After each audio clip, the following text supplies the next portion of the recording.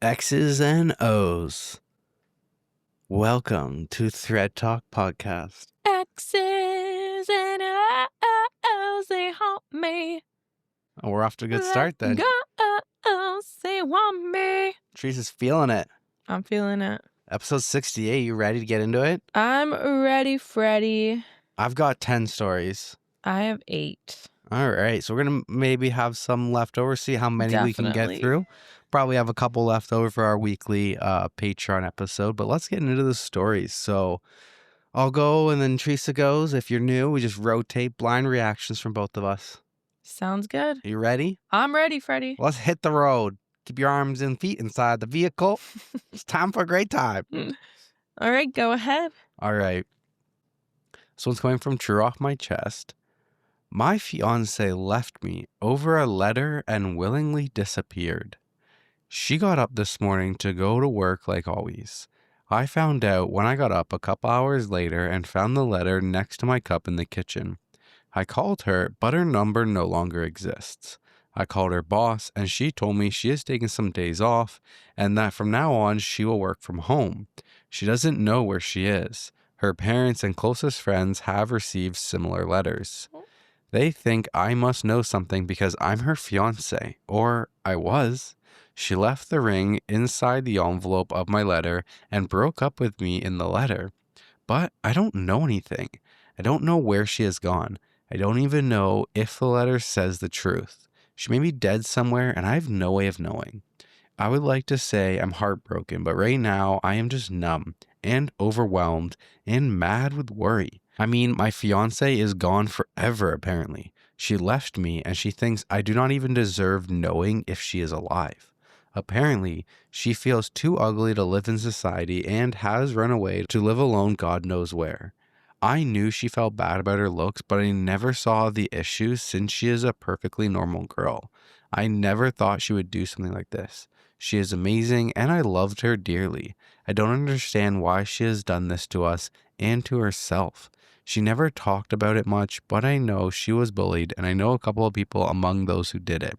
All I want is to pay them a visit and beat their asses. My girl is gone because of what they did to her. And honey, if you're reading this, please come back. Everyone is sick with worry. I am not angry, I swear. Just let me take care of you. You can leave afterwards if that's what you want, but please let somebody help you. What? At first I was like, because of all the documentaries that we've been watching, I was like, did someone take her and like leave these notes? But I don't know. This is interesting. For the reason to be because she feels ugly? Yeah. What else you think? Get it all out before I give you my theory. Okay. Well, yeah, no, I don't know. That was my first thought was like, someone has her. Someone took her. Someone probably that knows her. And because isn't that what they say? Like, it's people get killed or kidnapped by the people that are like closest to them. Oh, it's like statistically more likely that if you were somebody, your murderer would be somebody who knew you. Exactly. Yeah. So I feel like if this is the case, that person would know the close relationships that she has and like would be able to like, I don't know, put letters. But how did she get in her friends' houses? Yeah. Maybe she mailed them. It doesn't say like that they're in their houses. I guess. Just that they got the letters too. I guess. I'm confused. I would not take this as it is. I would not. Do you just accept it or do you go to the police and report a missing person? Definitely go to the police. Like if it were you and you just woke up one day, I woke up one day and you weren't there and you left me a letter, there's no way I would take that at face value. Like tomorrow? Yeah, like tomorrow. What do you mean? Yeah, there's no way I would believe you. You know what I think? What? I think he killed her and he's trying to cover his tracks with his Reddit account. I mean, this is possible. That's what I thought before I even got to the comments, but top comment. For the full story, tune in Friday night on Dateline. Next one says, for real, feels like a half-ass covering up to me, but I also listen to way too much true crime these days. Damn. I obviously don't listen enough because I didn't think that. Yeah. we watched another true crime show the other day. Was it like true crime? That was Because true nobody crime. died. There's still crime. I guess. That's true. It's not a murder. It's just not That's a true, murder that's true. one. The one on was it Disney? Yeah, Ruby Frankie. Ruby Frankie one, Only Devils in the Family. Another one because we watched Gabby Petito. Another one where we're like looking at the vlogging stuff. We're like cringing because like we do that. Yeah. Another top comment says, "Do you have an alibi? This is how every snapped starts." Capital SNAPPED. I don't know what's that. It might be a podcast. I don't know. I think I've heard of it before. It's a documentary series. Documentary. Yeah. Guilty.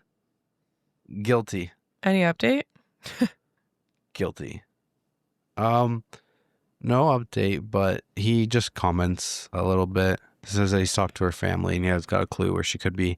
The only thing that I would say though is he said he called her boss and her boss says she's going to be working from home now.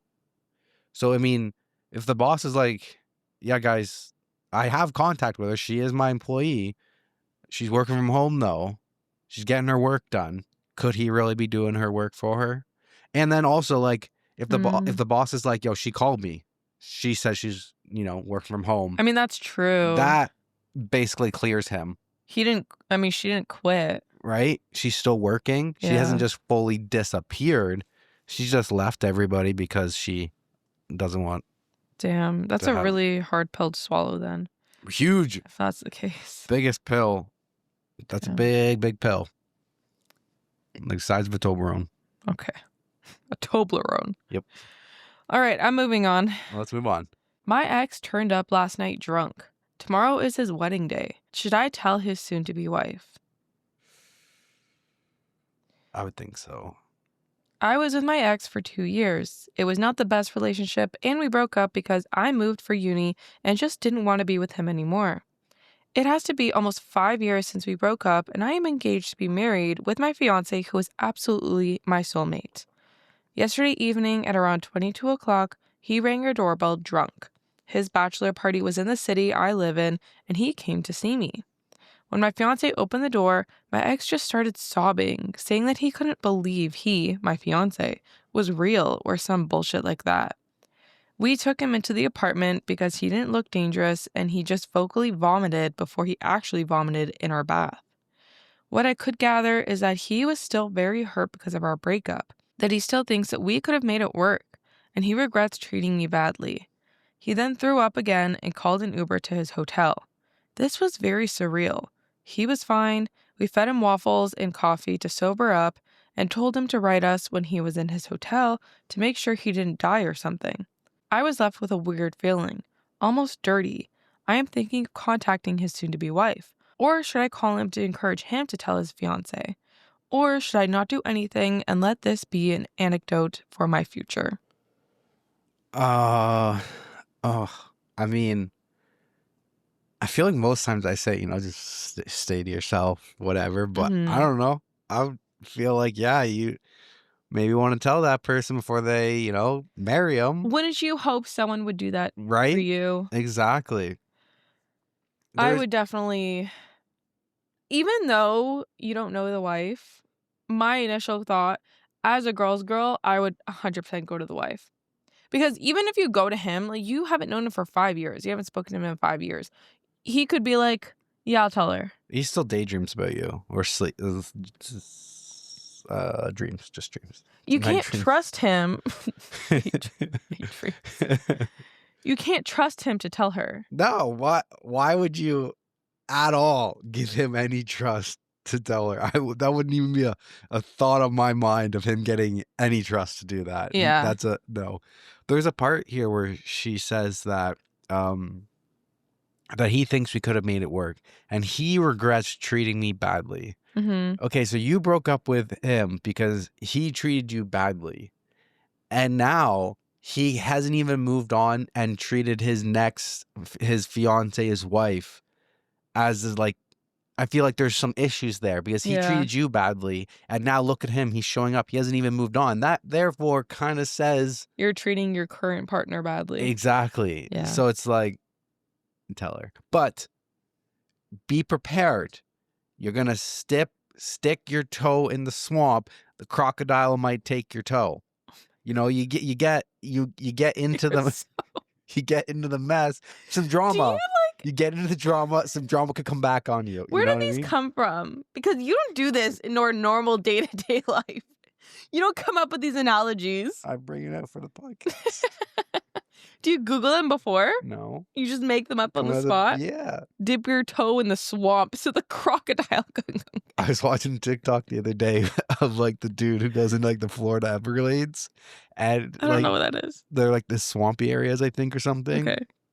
At nighttime, and he's taking video of these like crocodiles, and he's walking barefoot, and he's picking up snakes and like all this stuff. And I'm just like, I hope this is fake, because this is real. Like, dude, like you got skills, but like you're so close to like death and like getting bit by everything. Like, what the hell? So that's where you got it from. That's what came to my head. But we're entertainers. I try to entertain. You're like listening, and then I mention a random reference, and then you're laughing before you know it. They're probably laughing at the very moment as we're talking. They're laughing. We're entertaining. All right. Top comment. Put yourself in his wife's shoes. Would you want to sign your life away to this person? OP replies, I guess I would want to know, but I also would prefer my partner to tell me that. But like, why would he tell her? Like, why? Obviously, it would be ideal if he told her, but you cannot trust that he will. I feel like if he was someone who would have told her about this, he wouldn't have proposed, because he would have known that he's not ready for that because he hasn't moved on yet. So I don't know. Mm-hmm. There's an edit. Thanks for all the feedback. It seems like Reddit is as split as I am on this. Just because this keeps coming up, my main goal with telling her is not for them to break up. I don't want that, and that's not why I want to tell her. The reason for me telling her is solely that I would want to know if I was her. Nothing else. It's also not me bragging about him not being over me. That's not something I care about, and wonder how some of you twisted it into that. Also, a tiny update. I decided that contacting the bride was the wrong move because we are not friends.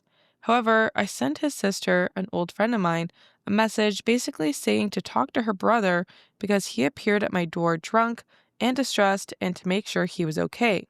She thanked me for the message and apologized profusely because my ex has been apparently acting a fool for a few weeks now, leading up to his wedding. She asked me if I was okay and if her brother had gone back to the hotel room because they couldn't find him. I told her he had Ubered home and had written us that he arrived at his room at around 11:30 p.m. She thanked me again, and I haven't heard from her since. Another update. His sister called me again to ask me if he had come by or said anything about his whereabouts. Apparently, he didn't show up to the wedding, and no one knows where he is. So me telling the fiancé is now obsolete. Well, I mean, dude got cold feet, and I always like to think that when you get shit-faced drunk like that, you're not becoming a different person. You're just letting your innermost person have access to just doing things without worrying about it. So you had cold drunk feet. Words are your sober thoughts. Bingo.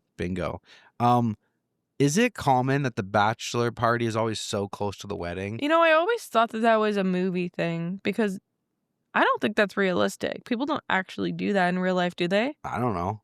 I don't know anybody who's done that. I've never had one. Never been to one, so I don't know.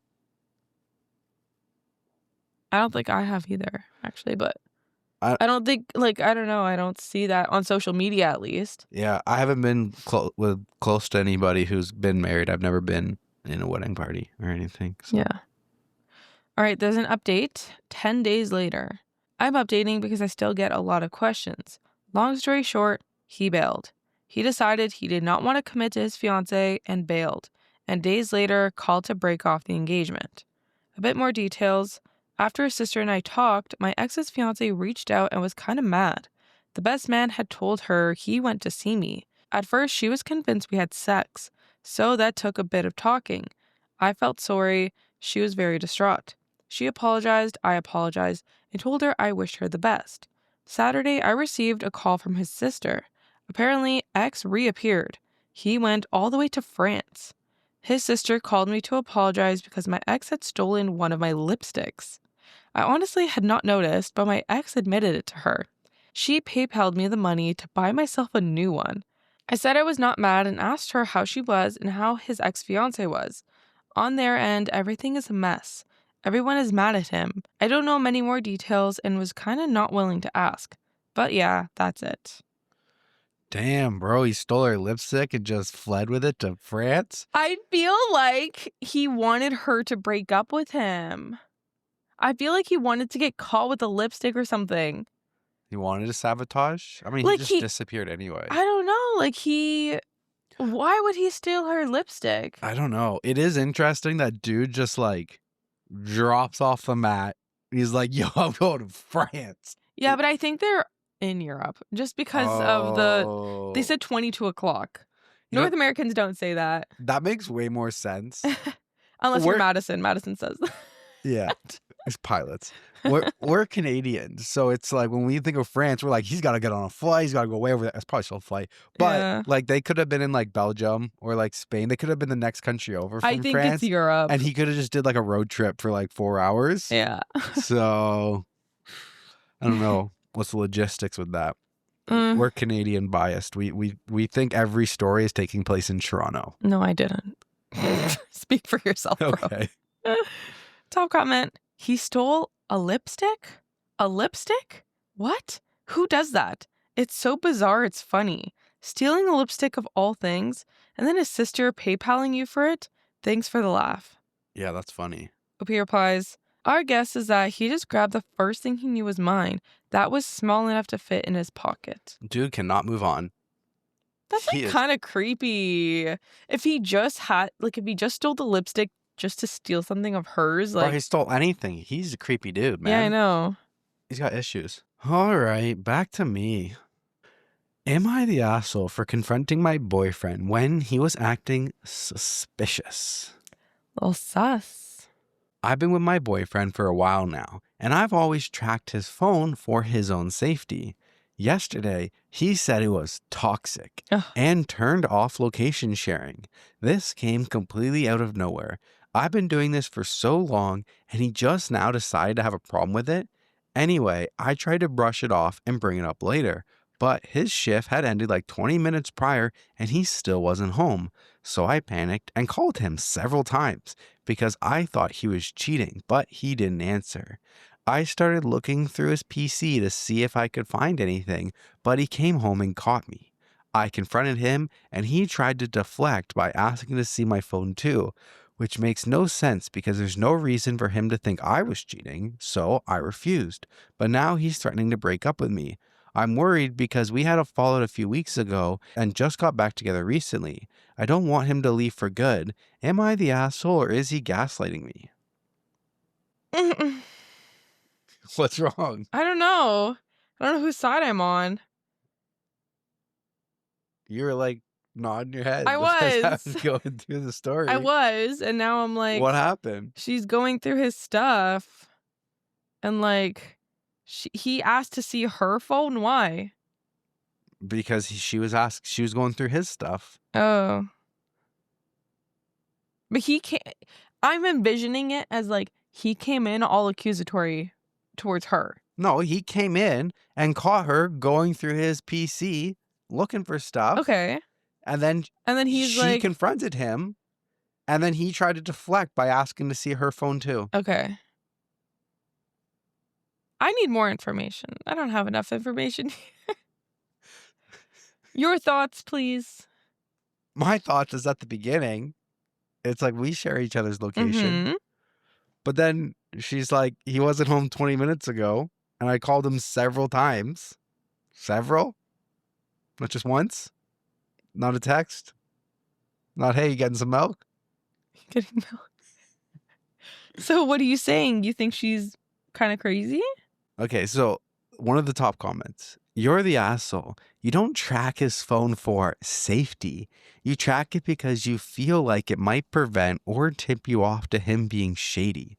The proof is there that your first thought when he was late and his location was off was not that he was in a ditch somewhere, but that he was with another girl, not to mention the frantic phone calls and immediate computer shakedown.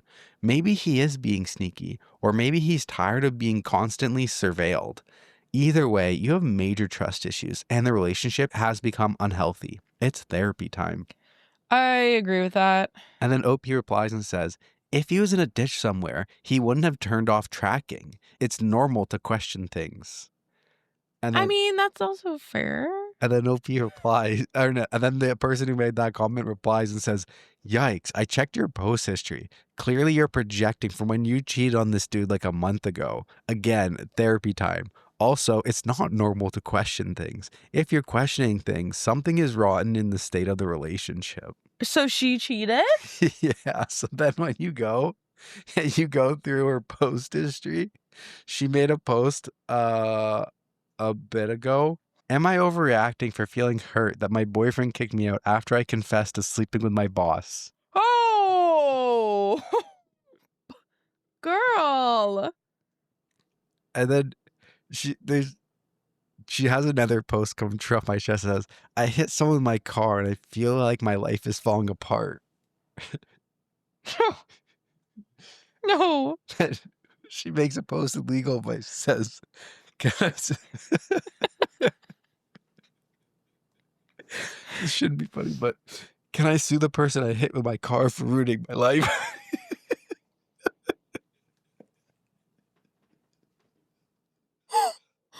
What the fuck?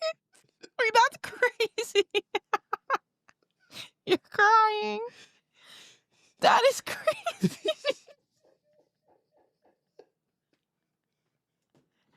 For real?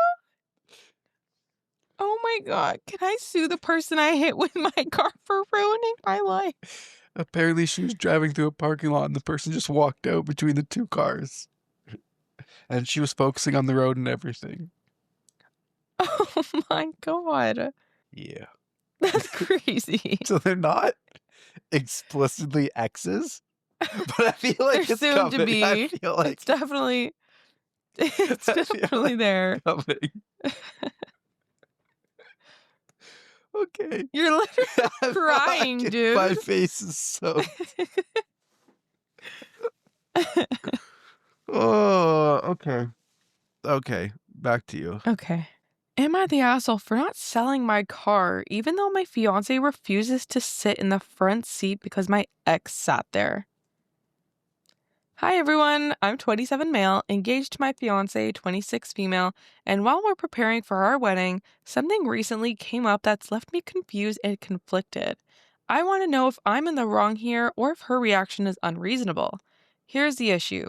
My fiance refuses to sit in the front seat of my car because my ex used to sit there. She says it makes her uncomfortable and feels like she's taking what's someone else's. Instead, she insists on sitting in the back seat whenever we go somewhere, which honestly feels strange to me, like I'm her chauffeur. I offered to sell the car if it truly bothers her, but she told me not to because it would feel like she's forcing me to do something. However, she still won't sit in the front seat and avoids interacting with anything related to my past relationships. This is part of a bigger pattern. She's mentioned multiple times that she doesn't want to do things I've done with my ex, like cuddling on the couch during a movie or visiting places I've been to before. I've tried to be understanding of her feelings, but I'm starting to feel like I'm being held responsible for my past, which I can't change. It's also confusing because she keeps in touch with her own ex, occasionally texting or calling him, which I have no issues with as I trust her. Whenever these situations come up, she tends to withdraw emotionally, avoiding physical affection, not saying goodnight, or being distant. While I love her and want to work through this, I'm starting to feel like I'm walking on eggshells around her emotions, especially when they're tied to things I can't control, like my past. Am I the asshole? Why did you even propose? How are you attracted to this? You are engaged to someone who is emotionally not stable. Also, It's also confusing because she keeps in touch with her own ex, occasionally texting or calling him, which I have no issues with. I would be like, why are you calling me? You do that with your ex. Don't you dare call me. Why are you texting me? You've texted your ex before. How dare you try to communicate with me? Oh, I see what you're saying. Hey, listen, if we You can't, used to do that with your ex. if you can't do things that you've done with your ex, I used to breathe around my ex. So you used to look at your ex. You can't look at me. how dare you get a haircut? You probably got a haircut with your ex.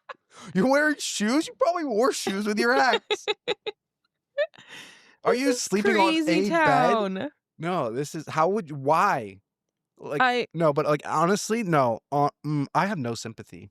I don't have sympathy either. I because don't. This is so extreme. Like, she would have been sitting in the back seat when you proposed to her. So you reap what you sow. Can you imagine they went to a beach or something and like he proposed and then on their way back, she's sitting in the back seat. I can't. I think she's projecting, honestly. I think she probably has feelings for her ex still. That's why she still keeps in contact with him. Yeah. And then she's projecting and she's probably like, well, if I think about my ex, then he must think about his ex. Yeah, I am a deep believer in that, so I'm on board with that. But I got no sympathy because you're dumb. You put yourself in that position. So I'm sorry, dude, but I'm not sorry because you proposed. You decided to continually date the person who is not fully mentally developed. This had to have shown up before. Oh, he proposed. Did she just recently stop sitting in the front seat? Right? She's probably never sat in the front seat. Exactly. So that tells me either one of two things. They can't cuddle on the couch. That's fucked. But like, if she's your fiance and you have been able at this point to her, like the couple times she's been in your car, she's been in the back seat, it hasn't really been a big issue. Maybe you're proposed too soon. How long have you even been dating? Doesn't even say how long they've been together for. It's probably been like 3 days. You're jumping now. A little bit, but I have no sympathy. Top comment, not the asshole. This is controlling behavior. Stop playing her games. If she won't sit next to you in the front of the car, then don't drive her anymore. Ultimately, this relationship isn't going to work out. It would be messier and more expensive to get a divorce than to choose not to marry this woman in the first place. Even if you don't want to end the relationship, you should put wedding plans on hold and get couples counseling. I wouldn't even suggest. Did you look at his profile? No. There's 1,000 comments and posted a month before this in Relationship Advice Now. My fiance wants me to stop hugging my female friends or she'll call off the wedding. Should I be concerned? This is just like red flag after red flag after red flag. And this dude is just eating it up. He's just like, I'm along for the ride. I'm just down for anything. Am I the asshole for thinking my fiance might be a bit too possessive or controlling? You didn't learn from that. You didn't learn from that one. This is like so many issues. And you're just like, boom, boom, boom. Why is this one in the exes category? Seems like they're getting married. If he made 2 dumb decisions before this. He's talking about his ex. Oh, I guess so. There is actually a comment here. We broke up. Oh.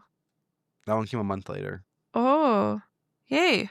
Yeah, this is in the exes category because she's jealous of his ex. Uh-huh. And he's dumb for just being in their situation. There's so many red flags. You just ignored them, dude. So, and you know what? People do dumb things. I will say, though, good on him that he's finally considering it now, right before their wedding. I hope you haven't put too many deposits down. Yeah. I hope Teresa doesn't suddenly shift with the wind and become a different person because all the deposits have been placed for our wedding. All right. Back to me. Okay. So this one is originally from Today I Fucked Up. It was posted 6 years ago. And the original post had 588 upvotes. But then an update post came and that one had 128,000 upvotes. Whoa. But it didn't make any sense. It made no sense, the actual update. So then I looked it up and I found it under best of Redditor updates, and it only has 100 upvotes. So it because when you find the one that has a 228,000 upvotes, it's the post was deleted and rewritten. So the original post that got so many upvotes is like what happened to it. I found what happened. Oh, okay. Are you ready to go on a journey? Yeah. I've branded myself as the biggest perv, and I deserve it. This happened an hour ago. I'm still shaking in fear about how my life will now become from now on. There's two situations that lead to the conclusion of this fuck up. First situation. I asked my sister-in-law to borrow her 360 pocket camera for the trip the wife and I are soon vacationing to. Found out the memory card still had some content. Her husband travels a lot, and she made a 1-hour POV style 360 porn video, assuming she sent it to him a while back. I've had the hots for her for the past 8+ years. Before she got married and I got married, there was several times that sexual tension arose between the two of us. We lived together for a year as strictly roommates, doing movies, dinners, getting drunk while watching the movies with just the two of us, breakfast, etc. There was a certain trust or test that was implemented, and nothing ever happened between the two of us, as at the time I was dating my now wife, which was working at a distance. But damn it, at the time, if she had just touched my hand once back then, I think I would have lived a whole different life. Oh my God. So finding this video, I thought I struck gold. I could have had what I always fantasized about, quote, gifting my past self, while living my happy current life. The second accident. There's more? I have an automated house that lights up the house with geolocation. Before the app worked with Apple HomeKit, a third-party app needed to be downloaded which tracks your family and friends. The free version only allows you to add one person, so I added my wife. Last night, she fell asleep without charging her phone. I hate when she does that. Today, she goes to work with a barely any battery. What if she needs to call the police or hospital for an emergency? Question mark. I have the day off today. Today was the day I would do the deed. I don't only go with the simple 360 video, but literally set it up in my VR headset in bed with AirPods on. The whole experience. This would have lasted me tops 5 minutes. But the foreplay she does is long and boring. Then the action starts and I go on. Wife's phone didn't give a notification as she arrived because of her now dead phone. She comes to the bedroom to see me masturbating in bed with VR goggles on. She knows I masturbate occasionally, but never saw me do it. I sneak it in here and there. But VR porn was never discussed as in, is it cheating if thing.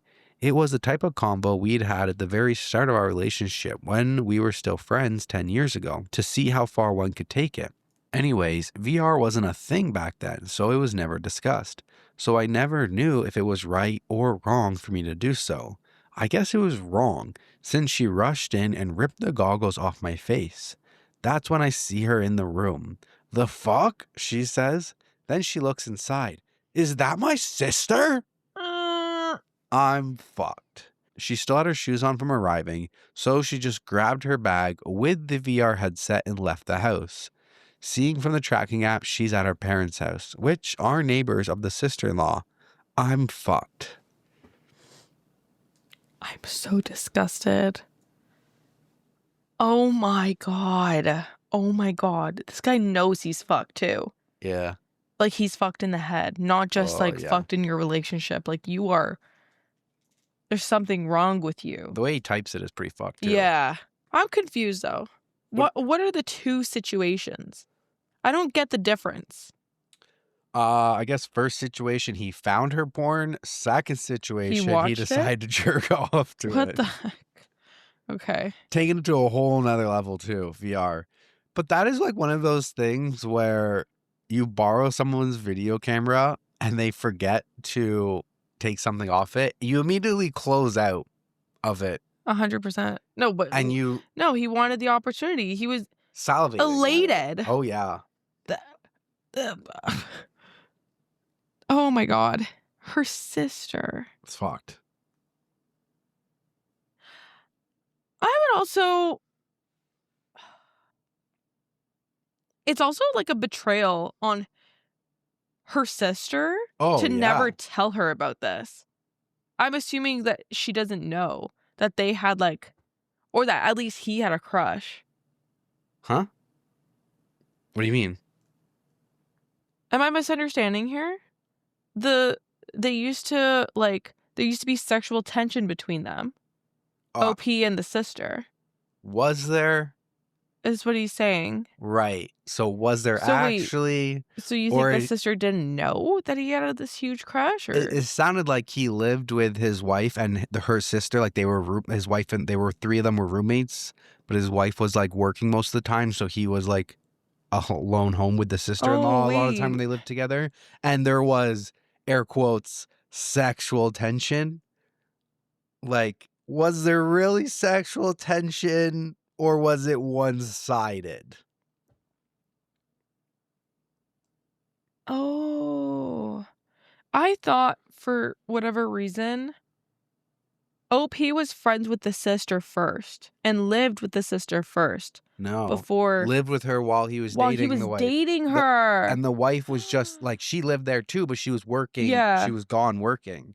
So the sexual tension, was there really sexual tension, or did he fantasize that there was sexual tension? I don't know though, because like he's saying they got drunk while watching movies, just the two of us. That's weird. That's weird behavior. You don't get drunk. I don't know. I just feel like you don't get drunk with like. How drunk? Can you imagine though? you and my sister getting drunk watching TV together? Or your sister's downstairs having a glass of wine after her day watching some movie, and I come downstairs because I'm a fucking perv, and I'm like, I'm going to start drinking with you. And I drink faster and heavier than she does, and next thing you know, I'm drunk. And I think that there's sexual tension between us. Okay, I see it. That's how I'm Yeah. seeing it. Yeah. So there's an update. So basically, after posting, after feeling a bit better by telling someone, and having a bit of weight off my shoulders, I was pacing around the apartment while trying to give her calls after calls, but it kept saying her phone was busy. This went on for 45 minutes or forever. I couldn't focus on the time. All of a sudden, the sister-in-law calls. I ignored. I was just way too scared to face this. She called 5 times in a row while I just watched it ringing. Then she gave up. Then just texted saying, call me. I left the apartment and decided to go watch a movie at the theater. Needed to get distracted, which didn't help as I didn't focus once on Detective Pikachu. I received a call from my wife during the movie, but I ignored. She knows I have an Apple Watch and I receive all notifications, so she knows I was ignoring. She only called once. Sister-in-law 3 more times during the movie. I left the theater and decided to go back home. On the drive back home, I received notification she arrived home. Now I was petrified. But my out-of-body experience just told me, fuck it. Suck it up, just get it over with. Arrived home, was getting ready for the shitstorm about to happen. That out-of-body experience came back really quickly to reality as I got to the door, then had that fear again.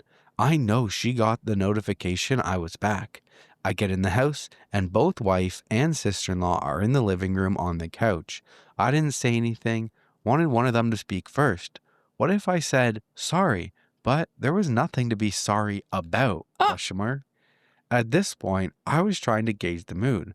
I'm not for confrontations or leading conversations. I'm very introverted. But I know I should be the first to say sorry, but didn't know how. Wife then says, I spoke to sister-in-law about what happened. She knows. Fucked up in the head of me, out of reflex, says, knows what? She says, don't lie, the video. Not doubling down with the gaslighting. I was red flushed, I'm sure. My heart was beating so fast. Then wife said she has deleted the video. This is when I apologized to both of them. So very, very much. Almost crying. I saw all the Reddit comments about divorce and all, and I was really upset at myself, but deserved it. But not, but yes, but no. Then sister-in-law speaks. She says, "You do understand the video wasn't for you." She then goes on for 10 minutes to tell me what I already know. I was wrong. I kept nodding. But then this drama comes out that fucked with me. She said that it wasn't for her husband neither. He's been constantly traveling to Bulgaria voluntarily at any chance he could for work, but also through the years he's been having an affair with a colleague there which works at that branch. She knew for a while and let it slide as he was still providing for sister-in-law. But the providing became less and less. Wife knew about this too, as she and her sister are so close, but the info was kept within the family to avoid dishonor. This is a big Eastern mentality to have, and it's not the first time family info was kept secret from me, but now they told me because of the circumstance. I was told not to apologize or speak to her husband, as he does not know about this video. Sister-in-law is seeing someone else. Her husband and her both live as roommates for now. The divorce word never go out, but she found someone long distance and that video was for him. The reasons for all the calls was to not mention anything to her husband. Sister-in-law feared that if I did, then this video would have been proof held during divorce procedure if she was at fault. It was a very emotional afternoon. I felt like throwing up many times. The focus was more on sister-in-law and her life though, and her shame for having kept her relationship going as long as it has. The guy is barely leaving any money on the side for her anymore, so she's been sleeping more and more at her parents' house.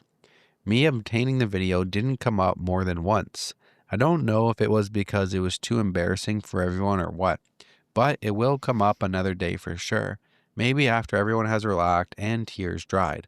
I'll have an honest conversation with my wife about my wrongdoings and also include if VR porn is fine or not. For tonight, my wife invited sister-in-law to stay and sleep over.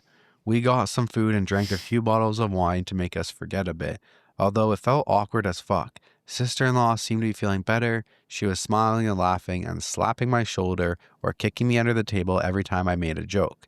She seemed more open with me now. I was one of the people to know her secret. She could trust and talk to if she needs.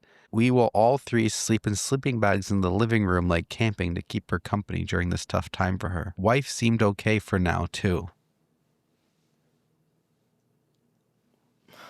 I'm so confused.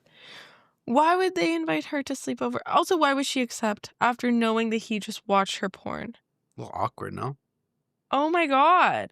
Is the wife not concerned? Like, your husband is attracted to your sister. What? And then that same day he invites her over to stay overnight where you sleep in sleeping bags together? Yeah. This is weird as fuck. Yeah. Is VR porn the same as regular porn? Huh? Is VR porn the same as regular porn? What are you asking? Is it different? Is it the same? It's VR. It's more realistic. Is it?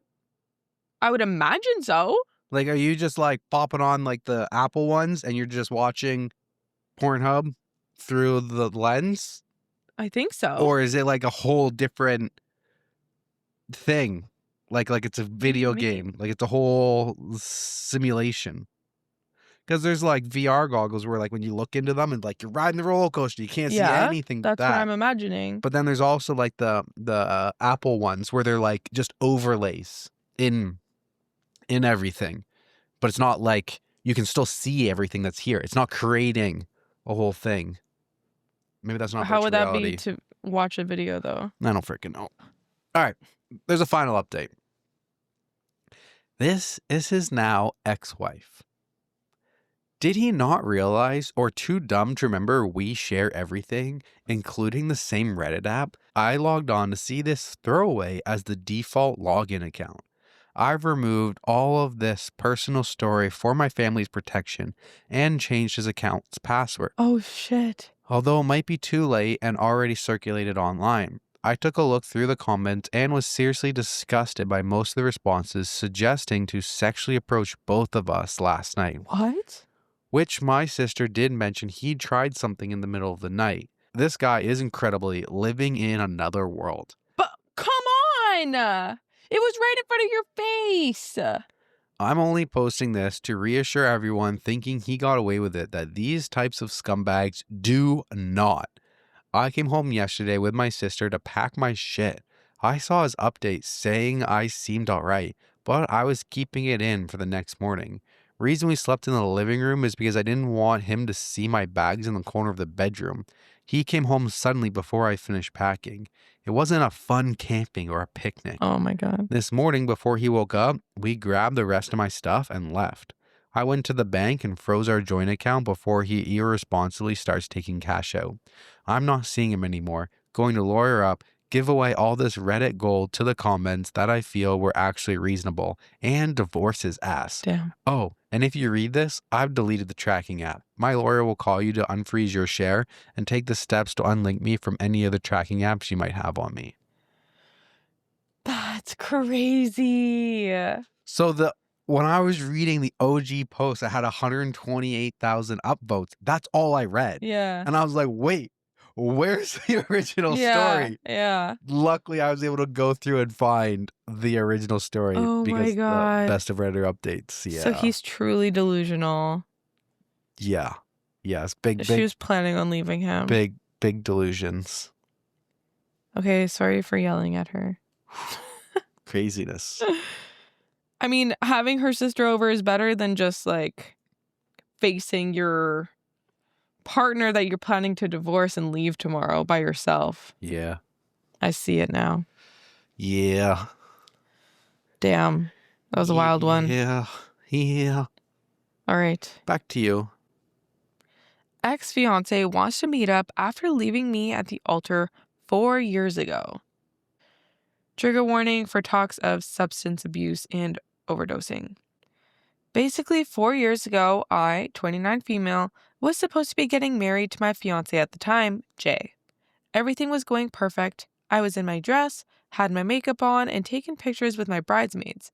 I was pretty much ready to walk down the aisle when Jay's best man pulled me to the side and said Jay was gone.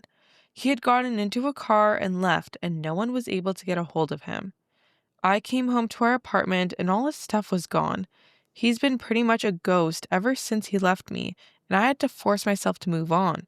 I ended up going on our honeymoon with my best friends, which was the best decision ever, and then put myself in therapy to heal the horrible trust issues I now have.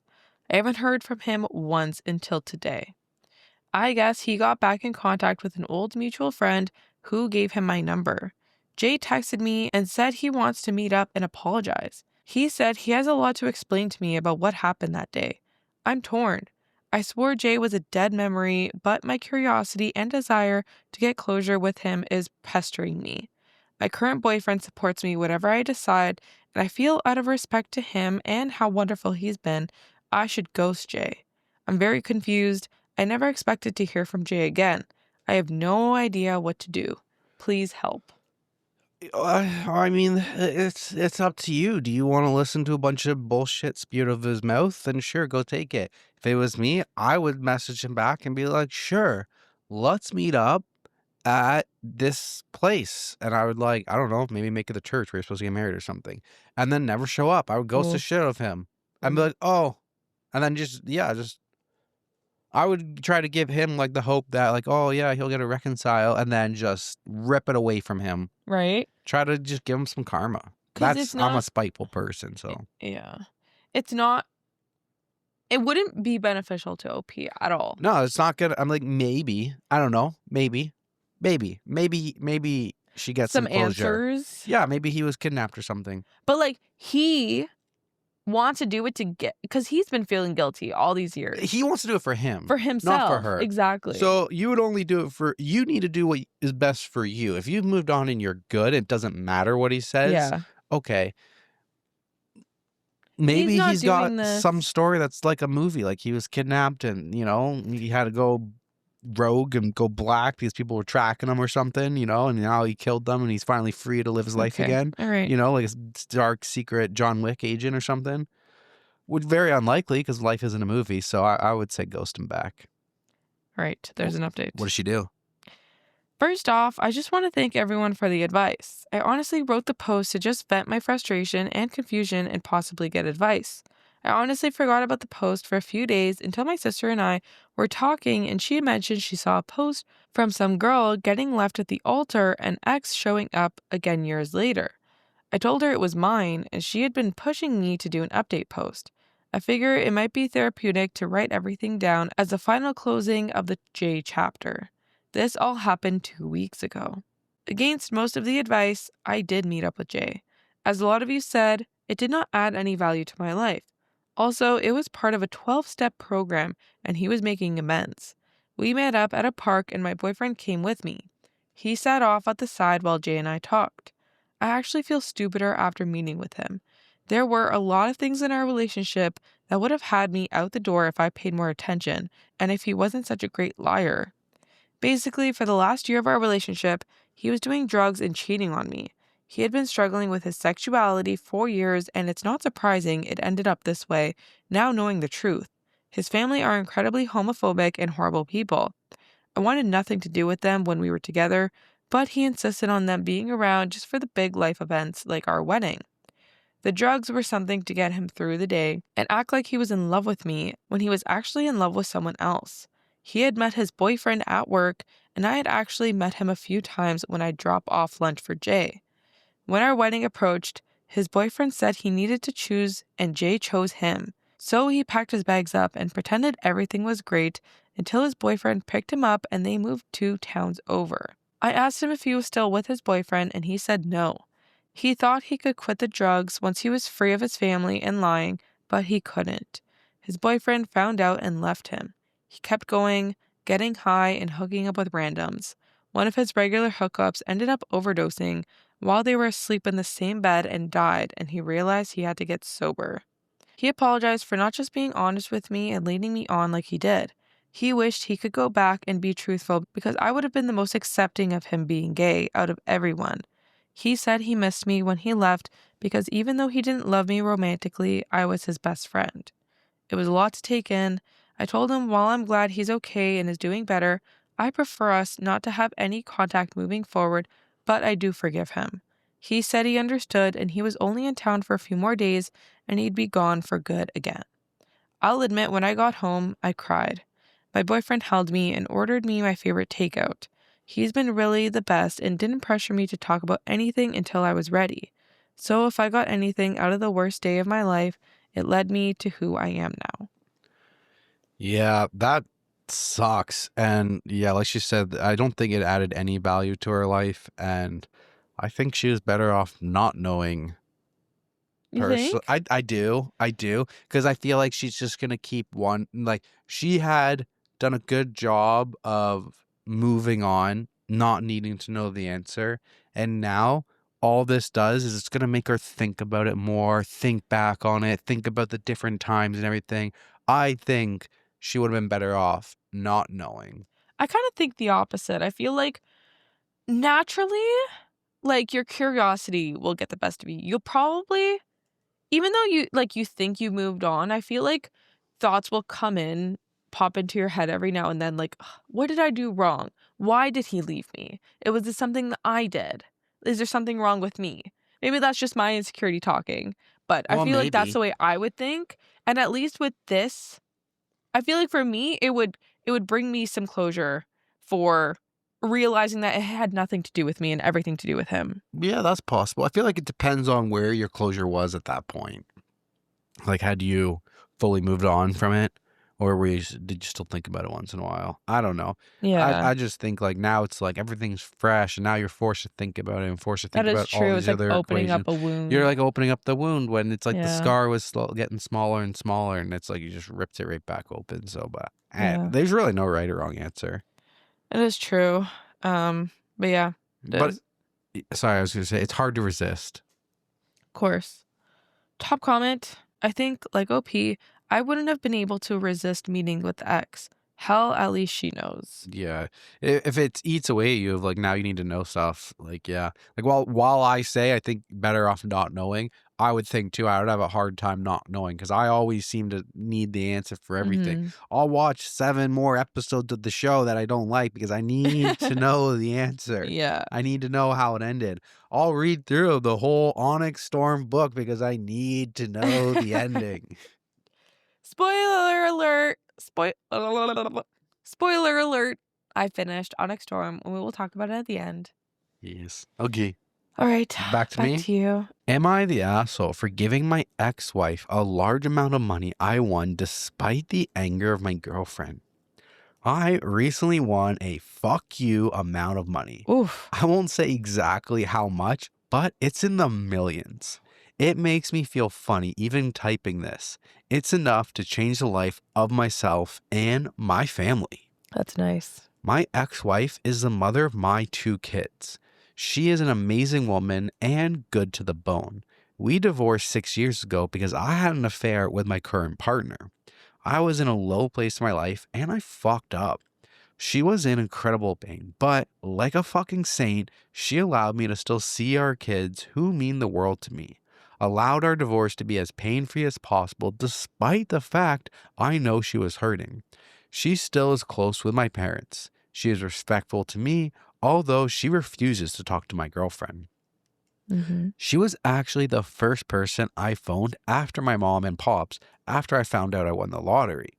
She was pleased for me, joked that I could take the kids on a world-round trip, and that was that. Nothing else. As soon as I won, I knew I wanted to give her a significant amount. I still love her. She's the mother of my babies, and I feel like this is some tiny way that I can show her that I'm not a complete fuck-up. She deserves to know that I care despite my mistakes. She also works a shitty job in a public library, which pays her peanuts.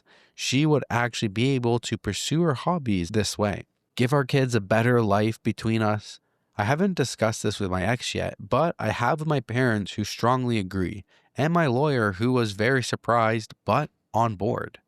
Long story short, when I told my girlfriend, she was livid, screaming that I'm disrespecting her, accusing me of still being in love with my ex-wife.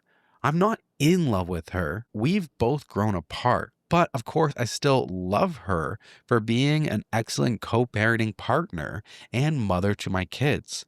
My girlfriend is threatening to break up with me, and to be honest, I'm feeling incredibly relieved over the threats. I don't plan on changing my plans, but am I the asshole? No. I think maybe the only thing you could have done was maybe consult with your girlfriend before making this decision. Like if you're a partnership, I would maybe recommend discussing it with her first. Right? But she probably would have been against it regardless. And she probably would have reacted the same way. So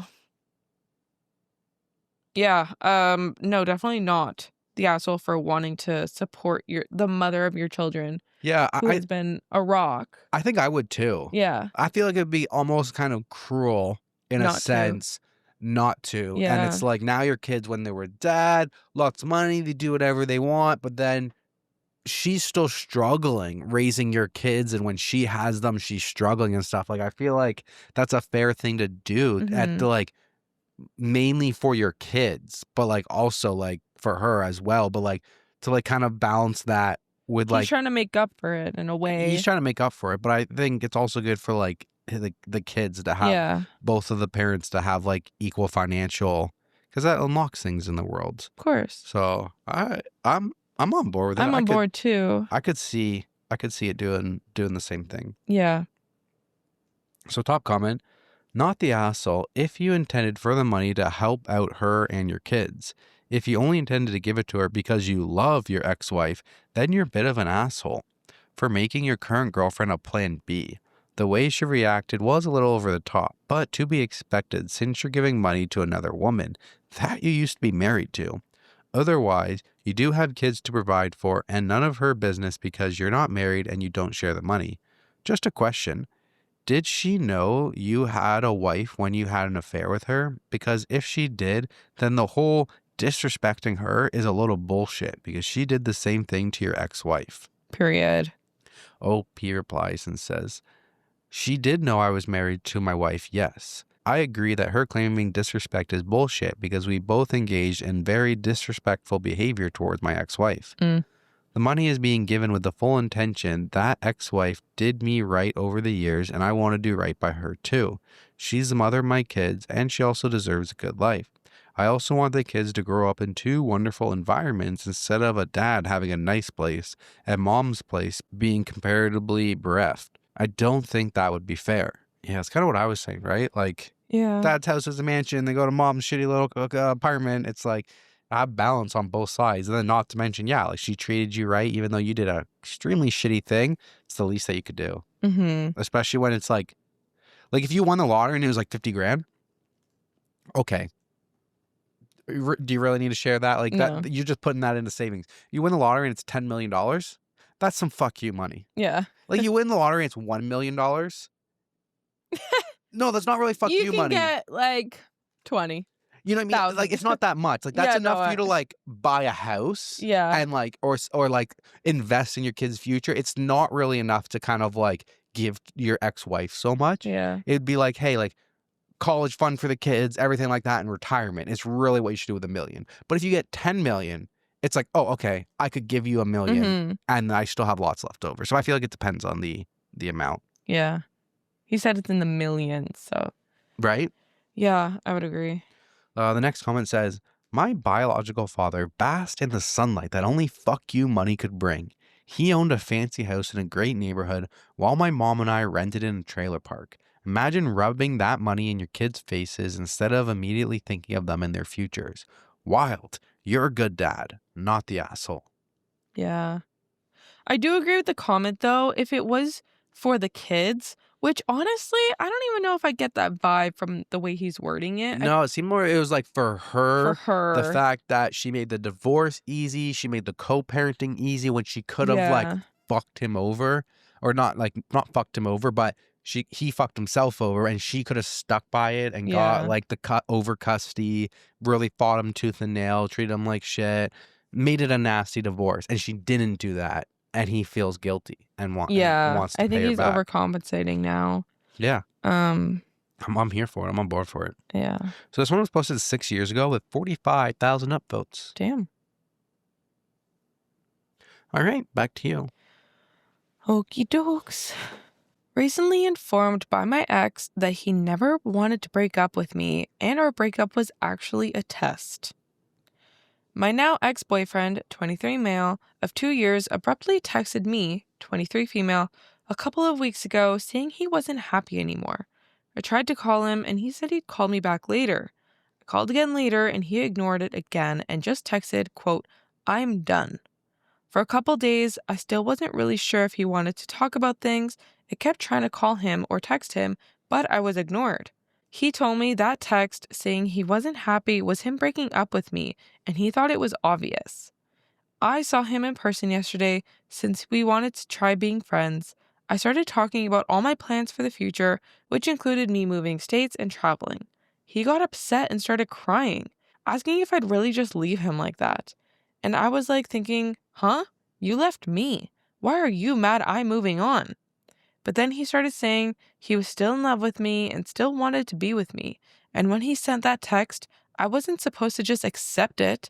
I should have driven over to his place and begged for him back and done everything that he texted saying he wasn't happy about. I didn't know that because, like I said, he wouldn't even answer my calls or texts, but I guess that was part of the whole game. Am I the asshole for not begging for my boyfriend to still date me when he broke up with me? Fuck around and find out. Fuck around, find out, bud. You think you're fucking funny? You're not funny, you're a joke. He's like, no. What do you mean we're broken up? What do you mean you're leaving? What do you mean you're moving on? How dare you? I would love to know the timeline in between all this. Yeah, me too. How long has it been? Because I got questions. I would just say that if like, you texted me while you're at work and you're like, yeah, but it's different when we live together. Hold on. I guess so. But if you were like, I'm not happy anymore, I'd be like, Was your lunch not good? I'm done. You done eating your lunch? You coming home yet? Yeah. You done at work? I would think you're not happy with your job anymore. I was thinking that too, but like they probably don't live together. They probably haven't been dating for 7.5 2 years. years. And live together. They've been dating for 2 years. Are engaged and planned their wedding and paid for it and are buying a house and have bought a... But even at 2 years, even if I did that, I don't know. I just feel like you wouldn't have taken it as like a breakup. You think? I don't know the 2-year mark, but at the 1-year mark. Actually, we moved in together at the 2-year mark. Yeah. True. So I don't know. Maybe 1 year I would have been like, okay. Mm-hmm. And then when you tried to pull this, it's too late. We already broke it up. Yeah. There's no going back now. Top comment. I guess things with the other girl didn't work out. Oh, but bam! That's right. That's what I was Oh, thinking. damn. I didn't even think of that. I thought of it. Like, he had something else lined up, and he broke up with her. He was probably already cheating on her. Yeah. And then he's like, I broke up with my girlfriend. And then she was like, why would you do that? I don't want to date you. He's like, oh, fuck. I fucked up. Probably. Yeah. If somebody... Yeah. No. If somebody's cheating on somebody else with you, most likely they'll cheat on you with somebody else. That's just take it as fun time, but don't commit. Mm-hmm. All right. Fucked around and found out, bud. That sucks. All right, moving on. This one's one from Am I the Asshole? Am I the asshole for how I reacted to my husband's ex-wife's girlfriend buzzing my stepson's hair? To try and explain the relationships here, I, 30 female, married my husband, Alex, 31 male, about a year ago, but we've been together for 4 years. He was previously married, and after they agreed to divorce, she told him she was pregnant. We'll call his ex Kate, 30 female. Kate had been cheating on Alex with Jess, 32 female, for about a year. I had known Alex for years through mutual friends and met his son when he was 6 months old. So present day, Kate and Jess are still together, but very hot and cold. I went to pick up my stepson from school because Jess had dropped him off, and he seemed quiet and sad. I asked him what was wrong, and he said he was sad because he had no hair. He had beautiful curly hair. He had told us he wanted to grow it out into a mullet. At this time, my husband cleared it with his mom, and they were both okay with that, and she agreed to have me trim it as needed around his ears. He took his hat off, and it was buzzed down to the scalp. I was shocked, but just said, well, I think you look very handsome, but I thought you wanted to grow it out. Why did you cut it? Apparently, Jess was going to trim it and forgot to put a guard on. When she realized that, it was too late, and she had to buzz it. When we got home, I called Kate. She didn't know how bad the haircut was and was tied up at a work event. She suggested I make sure I get the whole story on what happened, so with her permission, I went right to Jess after I called my husband, who was driving home from a couple hours away. I explained what was going on. So I called Jess, asked to verify what he said and tell her how upset he is. She said that is exactly what happened, but didn't see why it was such a big deal. She kept saying I am overreacting and it's just hair. So I tried to explain that as a kid, there's so much he doesn't get a say in. So it is a big deal to him. I told her she should never go near his head with clippers again. She came back with, well, you're not his mom. And when I reminded her she wasn't either, she said, I'm a hell of a lot closer than you. I've been there since day one. To which I said, yeah, because you were an affair partner. Don't cut his hair again. And I hung up. I called my husband back to explain everything and calm down. He has been on the phone with Kate discussing things as well, and I texted Kate to give her an overview and say I was sorry if I overreacted. It's the next day, and Jess is trying to tell Kate I shouldn't be allowed to cut his hair if she can't, and I need to get my parenting privileges taken away. I think that's crazy. And just to clarify my role as a step-parent, Kate and my husband meet twice a year alone to discuss parenting things. And at the last one, Kate said she is comfortable with seeing me as a parent and is ready to include me in the meetings going forward.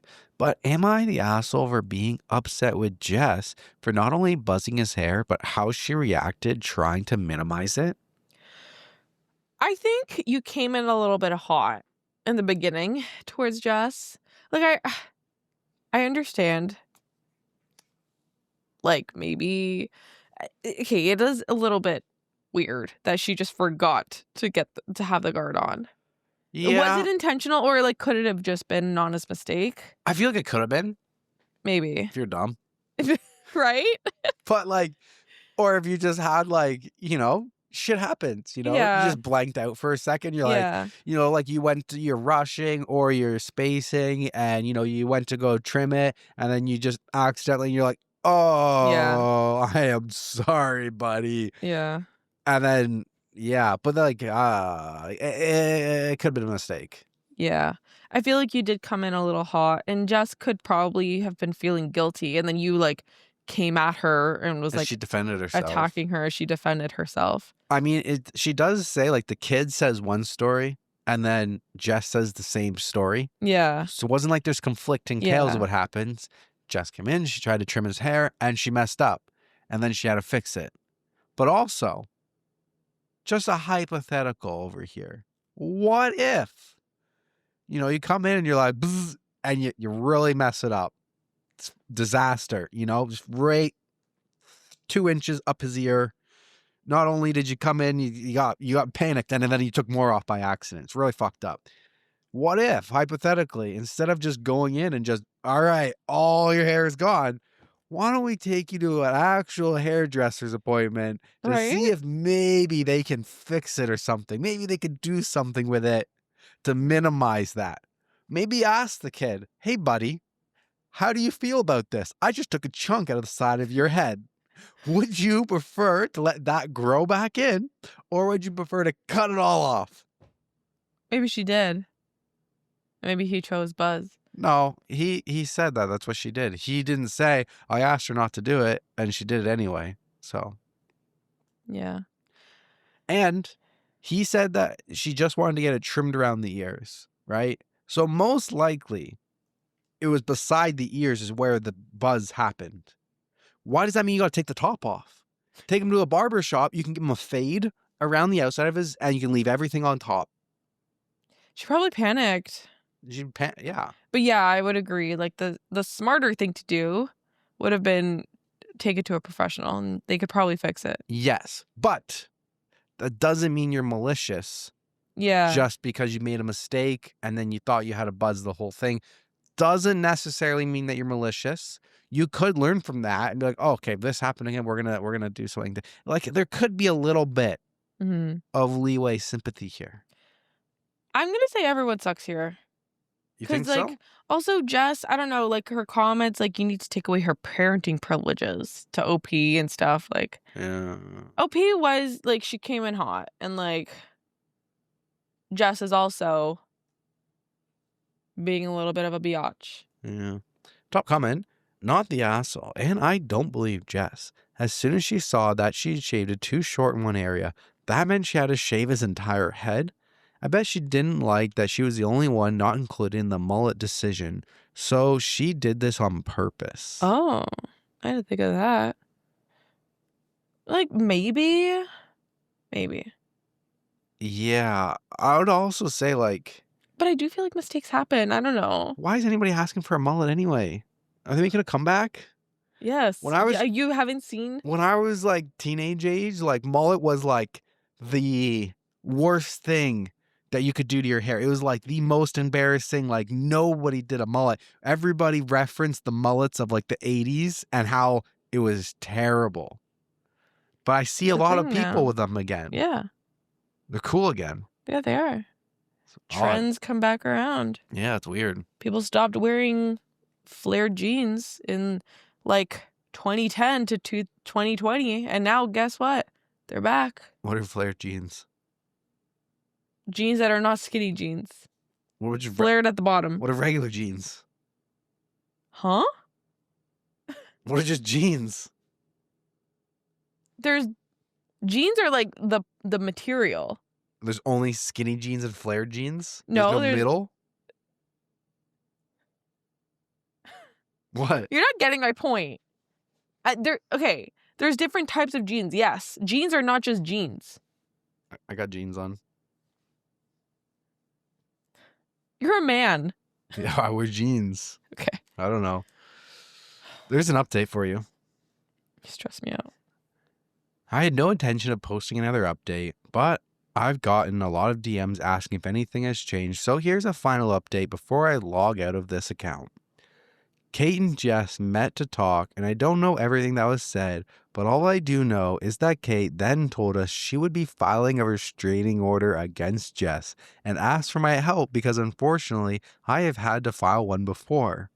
Then Kate and Alex met at our house and talked over what this means for their son, and that conversation turned into what my role is as a parent. Kate and Alex are now in the process of amending their parenting agreement, which frankly they said was overdue anyway because he's a toddler now, and all of these agreements were made when he was an infant and their divorce was really raw. They asked me if I would be comfortable being written into the agreement to have things like the ability to take him to the doctor, be a designated contact, and a next of kin if anything happens to them, etc. They will also add in guidelines for introducing future partners. A lot of commenters said I needed to back off and let the parents handle this. While there are things I for sure could have done differently, I spoke with both Alex and Kate, and they both agreed that they were thankful for how this happened and were glad I was the one who picked him up that day. But overall, Kate is upset. Kiddo is picking out the stencils that he wants to spray designs into his hair as it grows out. All schools and family members have been informed that Jess is no longer allowed near anyone in this family on either side, and some important conversations have been had. How did we get to a restraining order? Shit went crazy. She didn't want to give the details, but so that makes me think It was intentional. that she was being malicious. Yeah. Me too. And she probably went on a rant about she doesn't like mullets. This changes everything. It changes everything. Before I was like, anybody can make that mistake. Yeah. Damn, Jess is crazy. Sheesh. All right. Back to you. Am I the asshole? My husband is planning to go on a dinner date with a long-term ex. Throwaway account. I really need input from people who don't know us, so their opinions are biased. I'm very emotional and tired, so I apologize in advance for any typos. My husband Jack, male 36, used to date Emma, female 34, for years. They broke up because Jack didn't want to get married or have kids. Emma moved away, and about a month later, Jack met me, female 30. I don't look like the typical girls Jack has been dating. For example, Emma is super tall, blonde, with blue eyes, and has a PhD. I'm petite, 110 pounds, and short. I'm a nurse, I have dark curly hair, and I'm an introvert. Apparently, she was a social butterfly. Jack has a group of friends that he's known since childhood. They are like brothers to him, but from the very beginning, they didn't like me. They still call me the rebound girl. At our wedding, during the best man speech, he joked, "We all thought rebound girls were temporary, but our brother Jack made an honest woman out of her." Everyone laughed. I didn't. They also joke that I'm just a nurse and that Jack downgraded from a doctor to just a nurse. For my own sanity, I ignore them, and Jack still hangs out with them regularly. Last weekend, there was a fundraising gala and Emma was there. I saw her for the first time in person. Jack introduced me and Emma said, "Yeah, I know who she is. The guys weren't kidding when they described her, haha." Jack quickly changed the topic and asked how long she was in town. She said for a week, and then they ended up chatting all night, reminiscing about old times. I decided to talk to other people. Later at bedtime, Jack mentioned that he should go out to dinner with Emma. I assumed he meant inviting her over, so I asked what kind of food she likes so I could make it. He said no, it would just be the two of them. I asked, like a date? And he replied, "No, just two friends going to dinner. Why are you so insecure?" I asked him, "Do you miss her? Do you miss being with her?" And he said, "I'm not going to lie, it felt great talking to her tonight. There's just something about her." I got really upset and told him he can do whatever he wants, but if he goes to this dinner date, I'm done. He thinks I'm overreacting and being insecure. So, wise people of Reddit, is this rebound girl overreacting? Yo, fuck him and fuck all of his friends. It's time to fight! Fight club over here. This made me so mad. You know, Teresa is ramped up when she's saying time to bite. I'm a jealous, you guys know, I'm a jealous girl. She also doesn't like violence, so surprising. What does she mean by, they weren't joking about her looks? That's so rude. Whether it's like a good thing or not, you're like talking about somebody's physical appearance in front of them without telling them what you mean. Yeah. Like you're basically like laughing in their face. You're like, being rude. You're being blatantly rude. Literally. She's a bitch. I'm calling people bitches too much in this episode. If she's so tall, you should be like, haha, you do look like a giraffe, like they said. Jesus. I mean, he's an idiot. He's so very dumb. If you're short and anybody ever makes fun of you for being short, well, you should be like, well, from my perspective, you look like a lanky ass giraffe. It's a way to clap back. Yeah. He's so dumb. Oh, yeah. Fuck this guy. Divorce. 100% divorce. Fuck this guy. He's not sticking up for you at all. First off, I don't know. He's not sticking up for her, and he's like, I want to go out on a date with my ex. Oh, he wants to go on a date with her, and then he said, there's just something about her. I love talking to her. Not gonna lie, I love talking to her tonight. Imagine that was me. No, you'd be done. Done. I think you'd actually punch me in the face. I think I might get physical. Yeah. Oh my God. No, I would see red. I think so. I would just go into a blind rage. Like a tornado. Yeah. There's an update. It's 4:45 a.m. and I didn't sleep last night. I thought I'd post an update. I decided to stay awake and talk to him when he came home.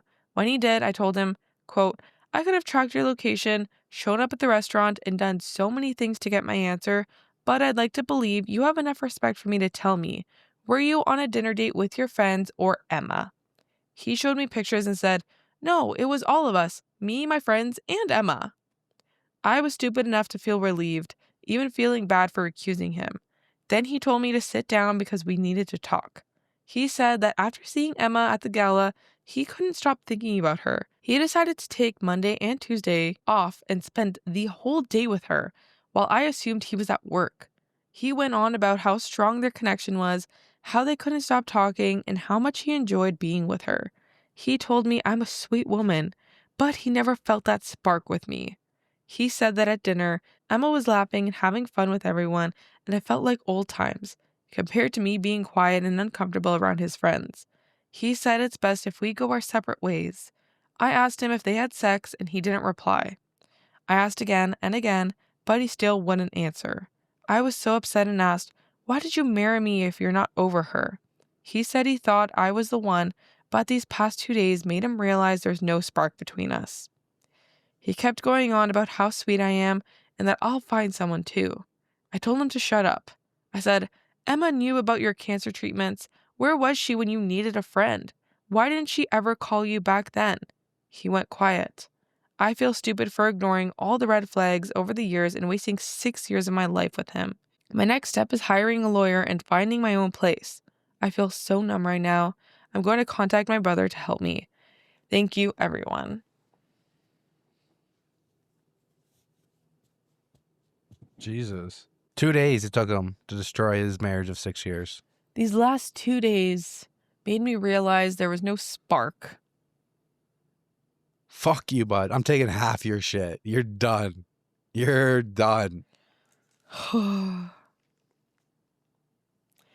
There's another post that's titled, Can soon-to-be ex bring guests for sleepover if his name is on the house title? I will see a lawyer soon. My ex and I got in a huge argument tonight. We share a house that we currently live in. He sleeps in our bedroom. I sleep in the spare room. He told me tonight that he wants his girlfriend to stay with him. Yes, at our house, while she is in town. Can I legally call the police to kick her out? Or since the house is under his name too, he can bring anyone and cops can't do anything? I suggested he moves out so he can invite whoever he wants, but he doesn't want to pay mortgage for our current house and rent for a place he would be staying. Yo, that's fucked. Why would she want to come over? That's fucked. Because she's a biatch. Yeah. Update 3. So many people have asked for an update. There isn't much to share except that my ex has been extremely difficult. He and his affair partner took time off work. They are traveling and having fun. He refuses to respond to or acknowledge me. I no longer have access to his money. I'm working extra shifts to cover the mortgage. I've met with 2 lawyers, but I realized I can't afford their fees. Thankfully, I have access to free legal advice sessions through my Employee Associates program at work, so I'm currently on the waiting list for it. I'm planning to send him the bill for half of the house expenses since we're separated. Meanwhile, he's out traveling and I'm working overtime to pay the mortgage. I can't put the house on the market because I need his signature on the papers too. So basically, no real update on my situation. His family has pretty much ghosted me. His mom initially acted sympathetic, but then stopped replying. His friends never liked me, so that isn't much of a surprise. On the bright side, I do have an empty house now. I love how quiet and peaceful it is. I can cry for hours without worrying that anyone will see me. Just another piece of shit coming to Reddit. Trash. In the bin. Delete. All right. Back to me. This one's coming from Best of Writer Updates. Daughter's mother just left her at my place. I'm very angry, so this is going to be a bit of a rant. My daughter's mom and I were young and only dated when she got pregnant with our daughter. We broke up and decided to co-parent. I would spend weekends and holidays with my daughter, which was honestly upsetting since I wish I got to spend more time with her growing up. My daughter, who is now 13, started staying with me more after her mom married her now husband a few months ago. My daughter would always tell me her stepdad doesn't like her that much. I would try and ask questions about what she meant by that. She would just say he wasn't hurting her or anything, he just doesn't like her. She would tell me she didn't want to talk about it, so I wouldn't push. Well, I was away on a business trip and didn't get home until 1 a.m. to find my daughter sitting on the porch with about 4 packed bags. I was so confused and angry, seeing my 13-year-old daughter sitting out there in the middle of the night. Turns out my ex found out she was pregnant and her husband insisted they don't need my daughter around anymore because they will have their own family. That he never wanted a kid in his home who wasn't related to him anyway. So it's a perfect time to start fresh with their own family. And instead of my ex sticking up for our daughter, she agreed and made my daughter pack, and then she dropped her off at my place. My ex didn't tell me, and my daughter's phone was dead, so my poor baby was sitting outside alone for 10 hours. What? I'm so mad my ex would do this, and I feel so bad for my daughter. She's absolutely heartbroken. Oh my God. Like Ruby Frankie. I know. That's like the first thing that I thought of. Well, me too. We'll get into that in the life updates. This is heartbreaking. Oh my God. 10 hours? That's a long time. 10 hours, no food, no bathroom, no water? So there's an update that comes 1 day later. Hey everyone, kind of small, but also big update from my post yesterday. My ex and her husband got arrested, each on a charge of child abandonment and child neglect. We got lucky and a nearby neighbor's camera footage caught them dropping off my daughter and quickly driving off, my daughter clearly being heartbroken. We also got neighbor camera footage of my daughter sitting outside by herself. I'm currently in touch with an attorney who is hopefully going to help me and my daughter get justice for everything that happened. For people wondering how my daughter is doing, mentally and emotionally not well, which is to be expected. I have been trying to reassure her she is safe and didn't do anything wrong, as well as giving her lots of hugs and reassuring her that I love her. I got in touch with her school and they were able to point me in the best direction for a therapist, and she'll start therapy later next week. Damn. Good. At least the system does work sometimes for stuff like this. I'll comment. You honestly saved 2 kids. These individuals should be in jail and alone. I'm sorry for your daughter. Her mother choosing not to be a good person is a choice. She is not at fault, and she cannot control others or their behaviors. So I'm gonna say, like, don't they have, like, custody agreements? How could she just be like, okay, you're going to live with your dad forever, indefinitely now? And like, how do you just drop him off in the middle of the day, not even confirming whether or not that person's She your probably ex is thought, like, there? he's a good person. He's not gonna just abandon her like me. Unlike me. Yeah, that's messed up. Okay, hypothetically, they go to jail. They get 18 years. She has the kid in jail. What happens to the kid? Right? Foster care. Why? Do you think that maybe he would raise the kid? If he wanted to, but I don't think it would go to him. Do you think he should try to raise the kid? Even though it wouldn't actually be his biological kid, but it would be his daughter's sibling. I don't think he has any obligation to. If he wants to, that would be nice, but like, I don't think he should. You think her sibling should be left to go to foster care or whatever?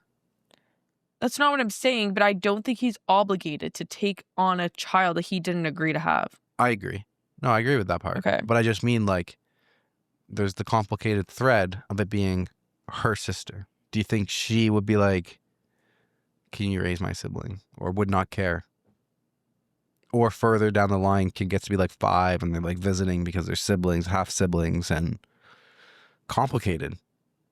Yeah. Or a tangled web. Yeah. Tangled. You're just making it tangled because you're making up issues out of nowhere. No, but if you think about it, maybe in the future she wants a relationship with her sibling, her sister. Maybe, or maybe she doesn't care. Maybe I am making things complicated. You are. You are. Back to you. Am I the asshole for considering divorce over my wife's ex's behavior? I have been with my wife for 6 years, married for a year and a half. Her son, let's call him Jake, is 9. He used to call me dad, and we had a great bond. 5 months ago, his biological dad showed up. Since then, Jake has been repeating things his dad says and constantly insulting me. It went from, he is my dad, to, he is just my mom's husband. Ha ha ha ha. I talked to my wife about it, but she thinks that he's just a kid and that I should let it go. Last week, Jake called me because his dad, who was supposed to pick him up from school and then take him shopping for his mom's birthday, bailed on him. I stepped in, took Jake shopping, and we had a great half day together. I paid for the gift he picked out. I dropped him off at his dad's. He was sleeping and forgot about even picking Jake up from school. On my wife's birthday, Jake lied and said it was his dad who took him shopping and paid for the gift, despite his dad never having a job or paying child support. His dad graciously accepted all the compliments and even made fun of the gift I gave my wife. My wife, however, didn't say a word to him. After the party, when Jake went to his dad's, I told my wife I was upset that she didn't stand up for me. She rolled her eyes and said, "Why? Because he was more thoughtful than you?" I told her the truth about what happened, but she didn't believe me. I even showed her my credit card statement and phone logs proving that Jake called me on Tuesday. Frustrated, I left to stay with my brother because I can't be around someone who doesn't trust me. Here's the thing. My brother thinks I'm right. My mother-in-law has messaged me a million times saying it's a misunderstanding and that I'm overreacting. My wife hasn't apologized. She came over yesterday and says she feels stuck because she doesn't want to make her son feel bad about his dad. She keeps saying, quote, he's just a kid and you should be the bigger person. When I asked if she was apologizing, she said no. She insisted it was just a misunderstanding and added that she's seen how much her ex has been trying. Then she said I was acting like a needy man baby. I told her that if she thinks so highly of her ex and doesn't see my efforts, she should leave because she clearly doesn't get my point. She doesn't seem to care about any of the effort I put in. Her response, quote, that's exactly what I'm saying. You're acting like a needy baby who needs a reward. You need to man up if you love me. So now I'm torn. Should I start talking to a lawyer because there's no point on working on this? Or am I overreacting and should we try counseling? Counseling is only going to work if she's on board for the counseling, dude. Your wife is shutting you out, gaslighting the shit out of you. How about it's a principle that we raise our 9-year-old not to know that it's okay to lie? Facts are facts. I have my credit card statement. I know when I took him shopping. How about we raise him that he shouldn't lie about things? How about we just go by that simple principle of being honest and truthful? And then you're gaslighting. You should line up a lawyer real quick. 100%. She is defending her ex, probably because quote she's seeing quote improvement. Improvement from being a shitty person to a less shitty person. To a less yeah, exactly, a less shitty person. No, while your husband, he's still a shitty person. Yes. He went from being a not being around shitty person to coming around shitty person to being around a not being there shitty person to a being there shitty person. While OP is just probably acting the same, being the nice person that he is as always, and she's not seeing that as like something she wants to defend. Poor guy got duped. It's also it's something like, this is the person that they are. I can't do anything to help them. You know what I mean? Like, you know, people who give those excuses, like, that's just the way they are. We got to take it for as it is. Don't rock the boat. That has consequences. Like, you can't just use that's the way they are as an excuse for shitty things. Well, you can, and then you can watch how people are going to be like, well, I don't want to be around you. Yeah. Divorce, leave you, bye, bon voyage, see you later. I'll send you a postcard from my new life. I wonder if the dad told his son to say it was from him. Well, yeah. You think the son just brought that out of his ass? Yeah, I guess. He's 9. I guess. That's crazy for the dad to be like, hey, buddy, I know you went with your stepdad for this, but make sure you tell your mom that I took you. That's wild. So manipulative. Disgusting. Yep. Top comment. Start detangling your life now. I feel bad for the kid, but not the asshole. Yeah, exactly. Yeah. I feel bad for him too. All right. Back to you. Okay. This is going to be my last one. It's coming in from r/ThreadTalk podcast. Woo! If you have any stories that you want us to potentially read on future episodes, check us out. We're a little growing membership over there. 661 members on our subreddit. Let's go. Come on over. Support. The title is Thoughts on Me, 25 male, reaching out to my ex, 24 female from high school. She was the first girl I ever dated. We broke up in junior year in high school after dating for a year and a half. We were also friends in middle school. We were both very immature back then, and unfortunately, we both had difficult lives at home with strict families. We haven't talked since the breakup. I've obviously changed since then, and I've done therapy, etc., and established boundaries with my family. Now, I'm done with grad school, and I believe she is in her last semester of grad school. I'm considering reaching out to catch up with her. I think my mind went to her when I met someone who reminded me of her in grad school. Long story short, I ended up getting rejected, but I realized that I put this woman on a pedestal because she reminded me of my ex. Anyways, am I totally crazy for wanting to reach out? Interested in a variety of opinions. Thank you for your answers. No, I don't think you're crazy for wanting to reach out. I do think maybe, okay, I'm going to come from both sides here. I think it's been done before where people have rekindled relationships. For sure. From the past. Yeah. My cousins have done it. I don't know if you know, but my cousin, Angela. Yeah. She used to date Sina. Really? They dated for 10 years. Wait, what? Before. What? And then they broke up. She got into another relationship, like another long-term relationship, and then they broke up. And then her and Sina got back together. Now they're married with 2 kids. Yeah. How long were they apart? I don't know. I think like a decade. What? They dated for a decade and they were apart for a decade? I think so. They're only like 2 decades old. 3 decades old. How is this lining up? Okay, wait. Maybe... No, they're in their 30s, no? I think late 30s. Okay. Okay, wait. Maybe... Okay, maybe they weren't They start apart dating for when they're decade. 8? Maybe they were... Okay, Dated maybe from I'm 8 getting... to 18 and they broke up from 18 to 28? Maybe I'm wrong. But they dated for a long time, they broke up, and now they're back together and married. Okay. So I definitely think it could work. But I'm gonna play devil's advocate here. Yeah. And just say that maybe like you're 25 now and you dated in junior year of high school. Junior year, what is that, grade 10? I don't freaking know. We're in Canada. We don't have I junior think we year. we use those terms. No. Junior. Never. I think sophomore is okay. Whatever. I'm just gonna say grade 10. Okay. I feel like it could just be like this idea that you have of her, and I don't want you to be disappointed because she's probably a very different person now. One, she might not be single. Yeah, that's just because she hasn't announced, just because she's not have pictures on her Instagram doesn't mean she's single. Two, you kind of said it in your title where you said that I was putting her on a pedestal because she reminded me of your ex. She might not be the same person that you remember.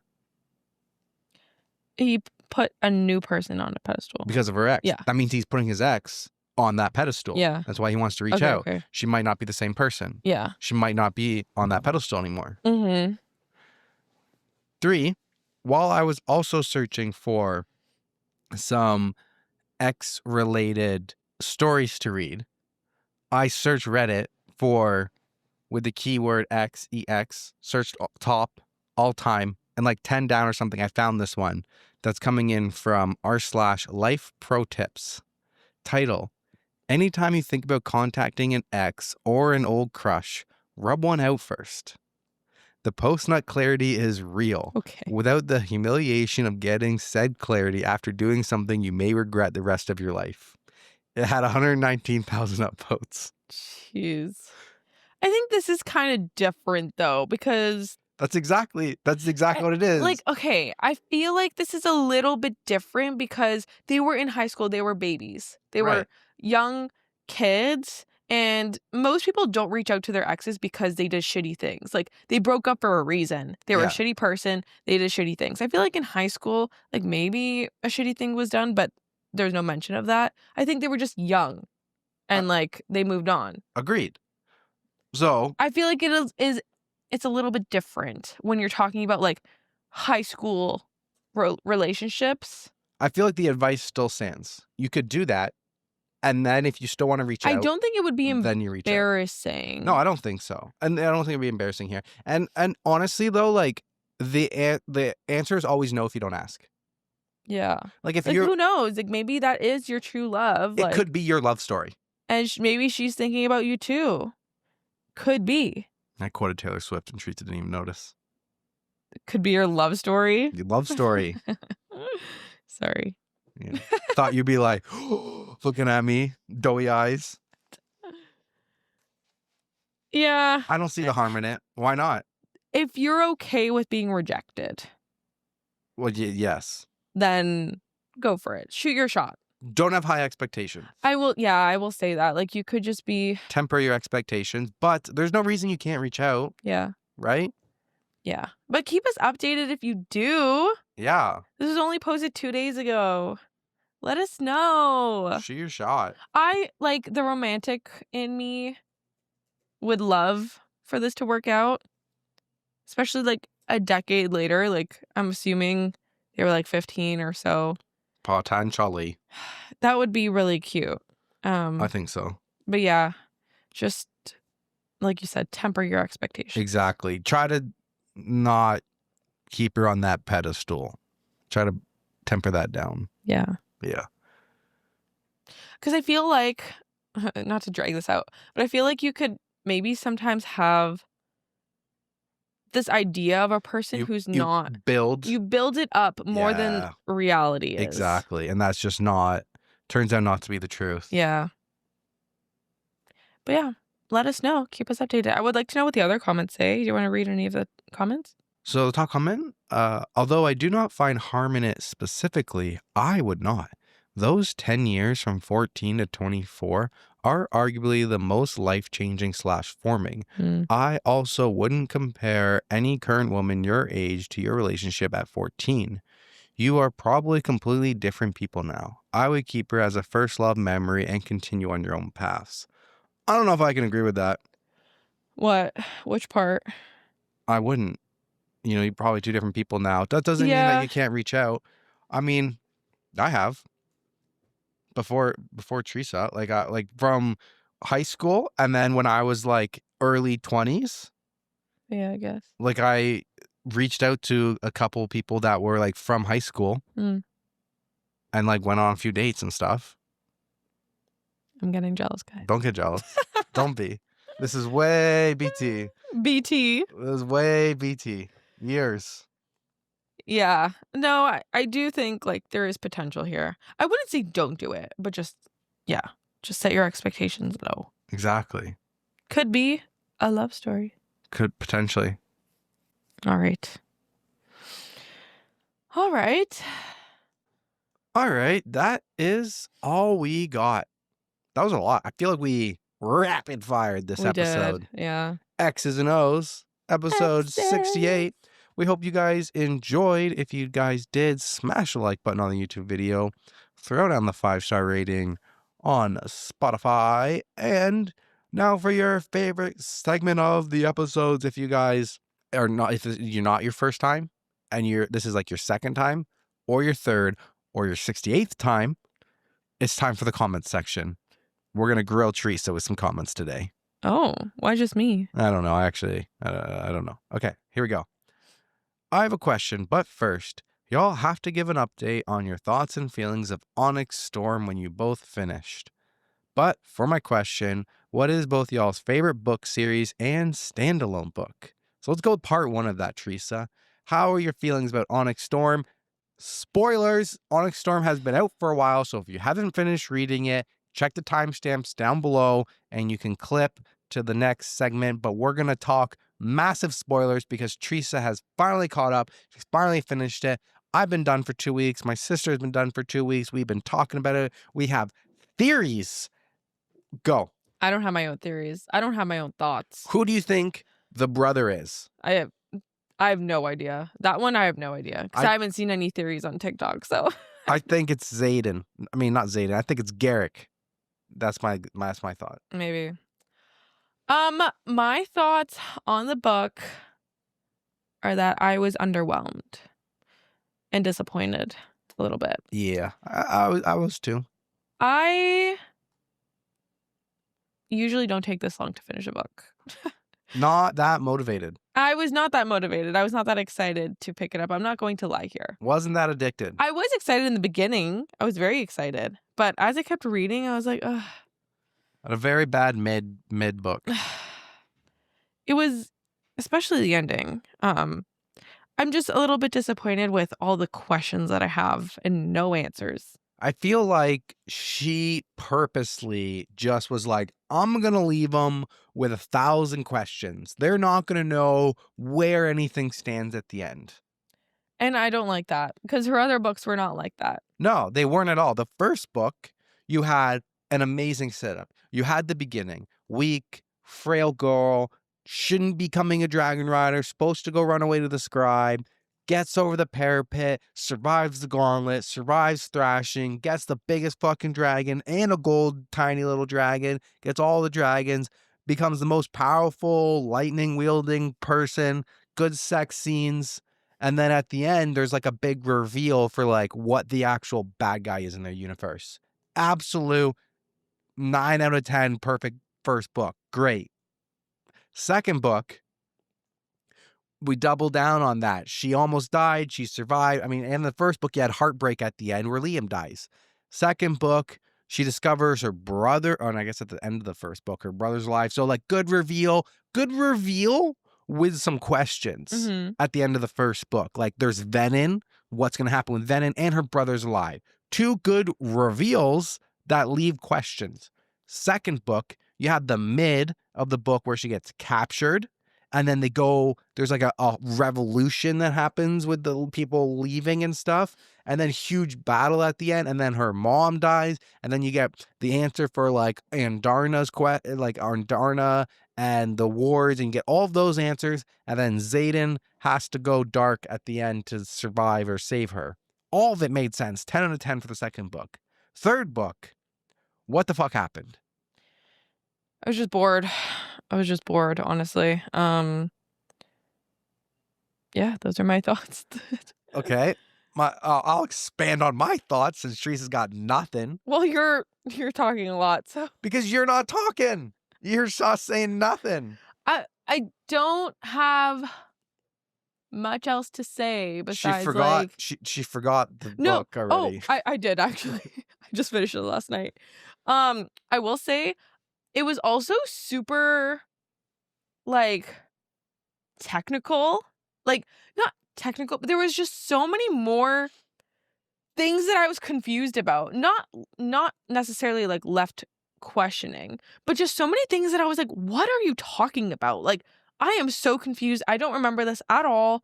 Like, there was a lot to like keep up with, I feel like. Yeah. A lot of new terms. Yeah. So I guess more technical. Sure. Whereas the other two books, I was not confused at all. This entire book, I was like, what's going on? Like, can you explain it to me? I don't understand. Yeah.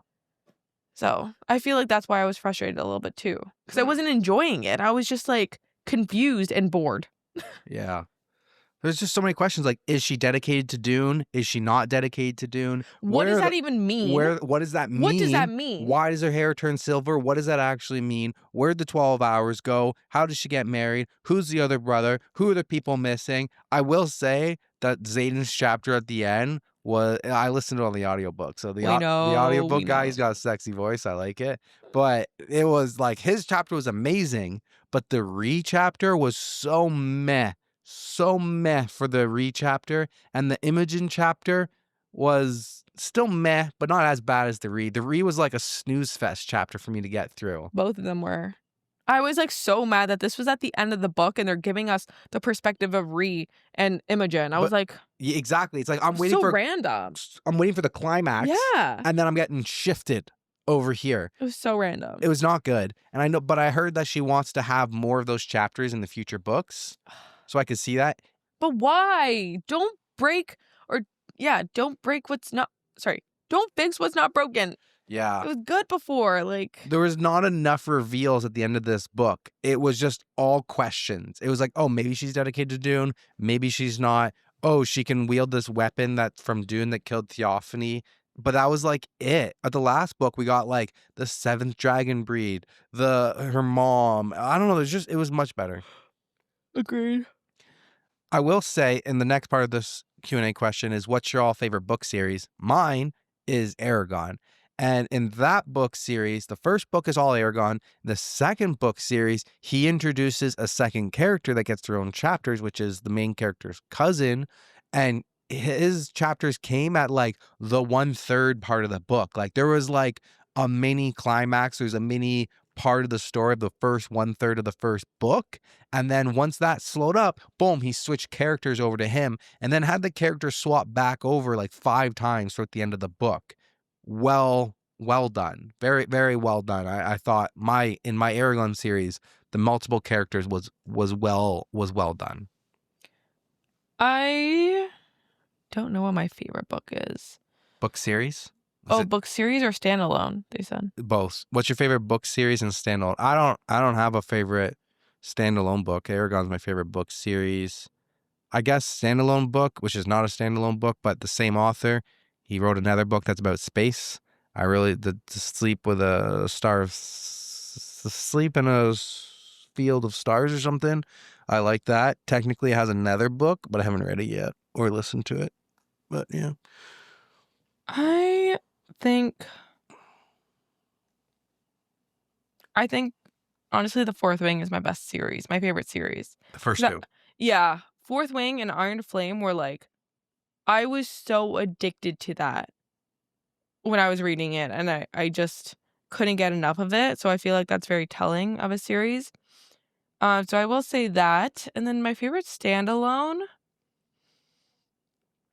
Guys, I read basic books. Like, I read the most popular books. So, okay, I have 3 in mind. I'm going to say the one that I just read, God of the Woods. That one was, like, so good. I flew through it. Where the Crawdads Sing. I loved that one.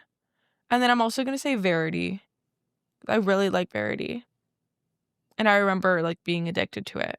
But, guys, I also forget plots as soon as I'm done. They leave my brain. So don't hold me to that. I just remember being really excited to read them. So I'm going to say those ones. Well, there you have it, folks. Moving on. What is something in your guys' house that you just can't agree on? In this house or in the house to come? I think this house. Oh. 2 seconds later. Do you have something in mind? Everything. Everything? Yeah. It's a Like? dictatorship of what Teresa wants everything to look like. Okay, what would you want to change? It's nothing that I really want to change, but one thing we can't agree on is the way that the towels should look when they're draped over the bar.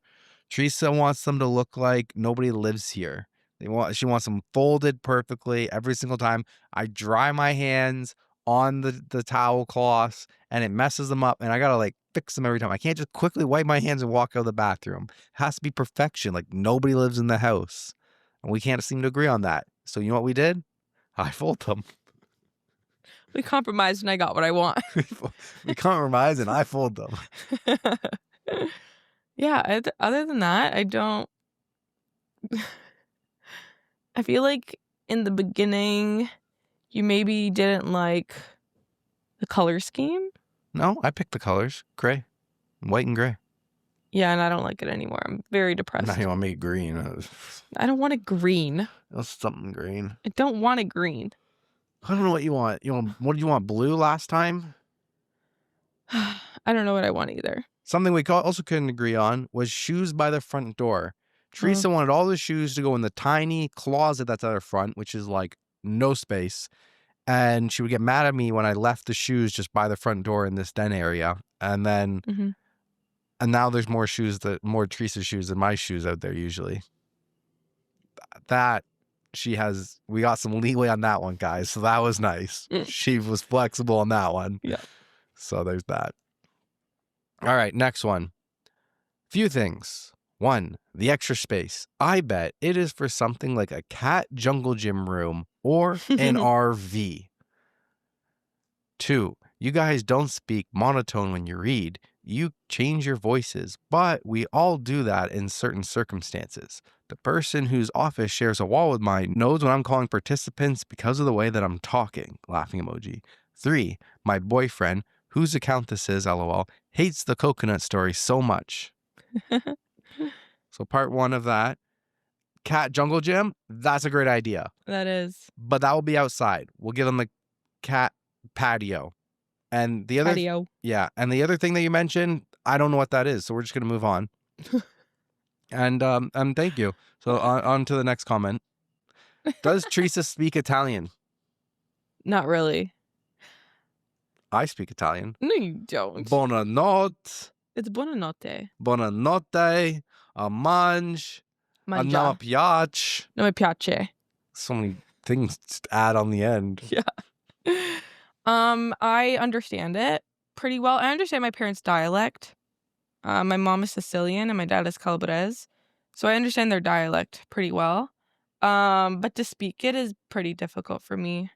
I can get by in Italy with like broken language. Don't give me that look.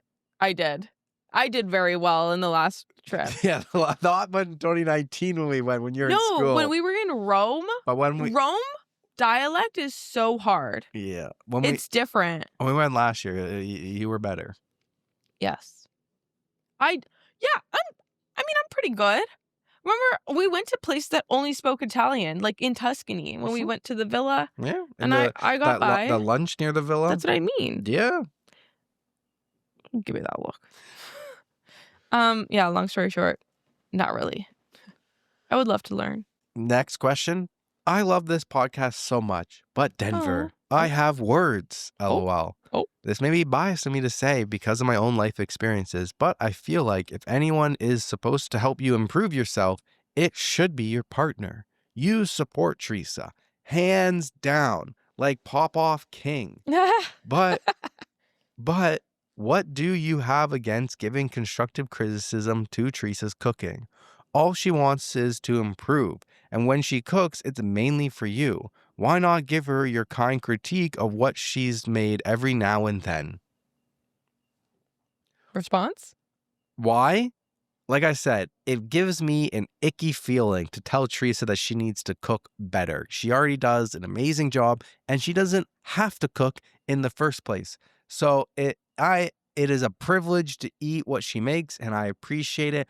Also, I eat to live. I don't live to eat. So everything that Teresa makes is already fucking amazing. So why would I tell her to try to improve something that I don't know how she can improve it? It's already great. There may be one thing that like maybe could taste a little bit better, but I don't know how it could taste a little bit better. So there's nothing to improve in my eyes. My taste buds say this tastes amazing. Like Teresa makes these Chipotle bowls that she made me before I ever had Chipotle, and it was my favorite thing ever. It's fucking amazing. I can't even go to regular Chipotle now because it's fucking shit. Because every time I go to regular Chipotle, I'm just like, this is nothing like the Chipotle bowls you make us for dinner. So everything Teresa makes is already bomb ass shit. There's no need to make improvements because it's already so good. So here we go. I think she's just saying, if I'm asking for the criticism, I think the least you can do is help me with it as an outsider, unbiased opinion. Okay. But I would also counter that point by saying if your partner asks you for criticism, that doesn't actually mean they want criticism. Sometimes people just want to be told. Criticism doesn't mean negative. No, I understand. Okay. Just because someone asks for how it can be better doesn't mean they actually want to know how something can be better. I do. It could mean that when you say, no, there's no way this could get any better, that's just amazing. That's the biggest compliment there could be by being told it couldn't be any better because it's the best that it could be. No, because it's already the best. Maybe it could be better, but in my eyes, it's already so good. But how could it be better?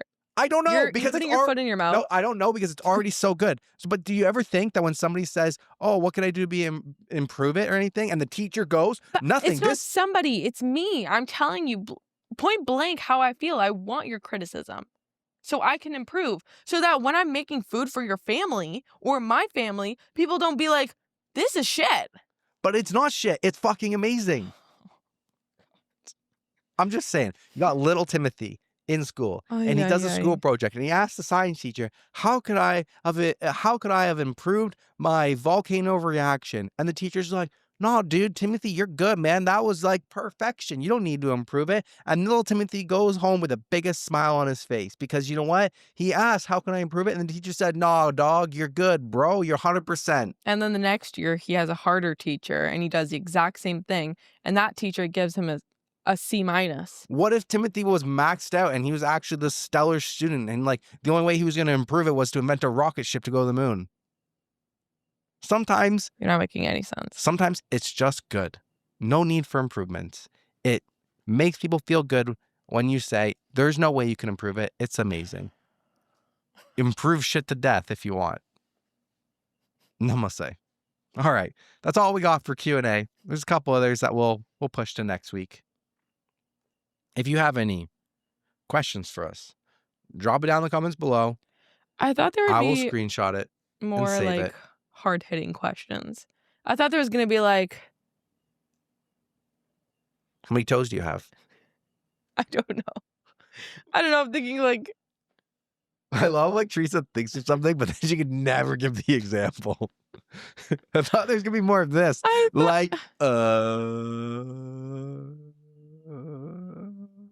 Like you can cut this out if you don't want to.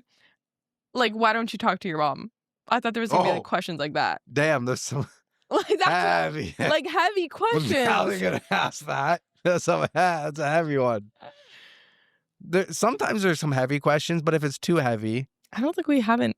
I don't screenshot it, but there really hasn't been. I don't think there has been. But if you ask something too heavy, I will ignore it. Oh. But feel free. Apparently Teresa wants heavy ones. So give Teresa. I'm not saying I want No, give Teresa the heavy questions, guys. Give her all of your heaviest questions.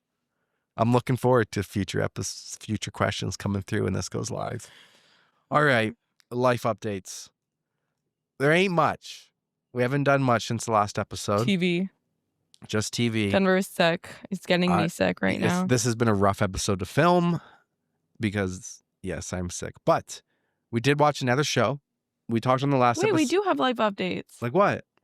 You went away We talked about that on Patreon. on Patreon. Not If they want to know 100% all the life updates, more reason to come join our Patreon. Not only do you get bonus episodes every Friday, not only will we read to you, am I the asshole for shouting at my ex in front of my daughters? Or am I overreacting? My girlfriend invited me to a threesome, then called me sexist when I said no. But you will also get more detailed life updates from us. okay. I see what you're doing. Exactly. But in between the last episode, we watched the Gabby Petito documentary, and we kept the ball rolling because then we watched Devil in the Family of Ruby Frankie Yeah. documentary was- on Disney. Really fucking sad. I haven't cried like that in a while. That one was more sad because that one was about child abuse. I'm not going to say more sad. They were both sad. They were both sad. Both very sad. And I Okay. don't want to compare the two. They No, were very different stories. Hit different because it was like death and then child abuse, which was like it was different. I feel like the death was like fast hitting and instant, but this child abuse was like laid out over years. I also knew nothing about this story before I watched the documentary. That's true. When we Whereas watched Gabby Petito, it I was knew like everything. we were basically watching a recap. Yeah. This one was like all fresh. Yeah. Devil and possessions and It was really sad. beating the devil of the children, and it was really sad. The first two episodes just set it all up. Third episode, damn, destruction of your emotions. Yeah. And then it's still always so cringy just watching those behind the scenes footage of vloggers because we're like, that's what we do. Yep. It is very cringe. The thing that gets me though, the first one, Gabby Petito, I could understand because like they were still like fresh in the vlogging and everything, so they hadn't like started up. But this lady, Ruby Frankie, was like a vlogger for like years before that happened, right? Like a decade. Like we watched her youngest kids go from they were cutting the cake on the one kid's pregnancy, and then she was like 10 by the end. Kid's pregnant. Sorry, on her pregnancy of the one kid, and then that kid was like 10 at the end or something. I don't know, but like it showed behind the scenes footage. Like, guys, when we're editing our vlogs, we edit it. All of the raw footage, the B-roll footage, that gets deleted. I don't have the memory storage to like save all of that footage. Oh my God. God forbid if any of us pass away and that ever gets leaked. I'm gonna be rolling in my grave.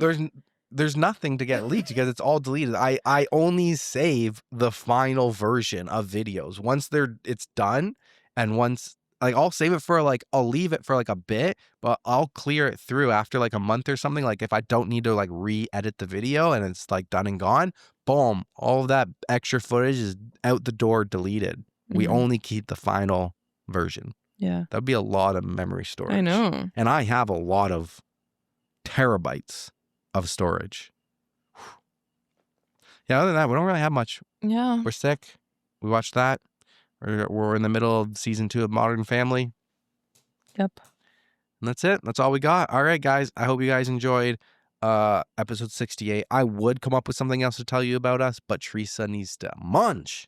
I'm hungry. Manja. She is hungry. So we'll see you guys next week, or we'll see you Patreon on Friday. Oh, and don't forget, I haven't mentioned this forever, but if you are a YouTube viewer and you've been consistently watching on YouTube, we appreciate your support and your subscription to our channel. Subscribe and get the little bell notification. But we also have early access to the YouTube videos, sometimes up to a week early. It's 99 cents a month. If you just join that membership, then you'll get early access, members only before they go live, and then they'll be ad-free as well. So hope you guys sign up and enjoy that, and we'll see you guys around. See you next week. Thank you all for your support and love. Bonne Have a great week. Bye. Bye. It's time to fight. It's time to fight. Time to fight. Fight. Fight. Fight.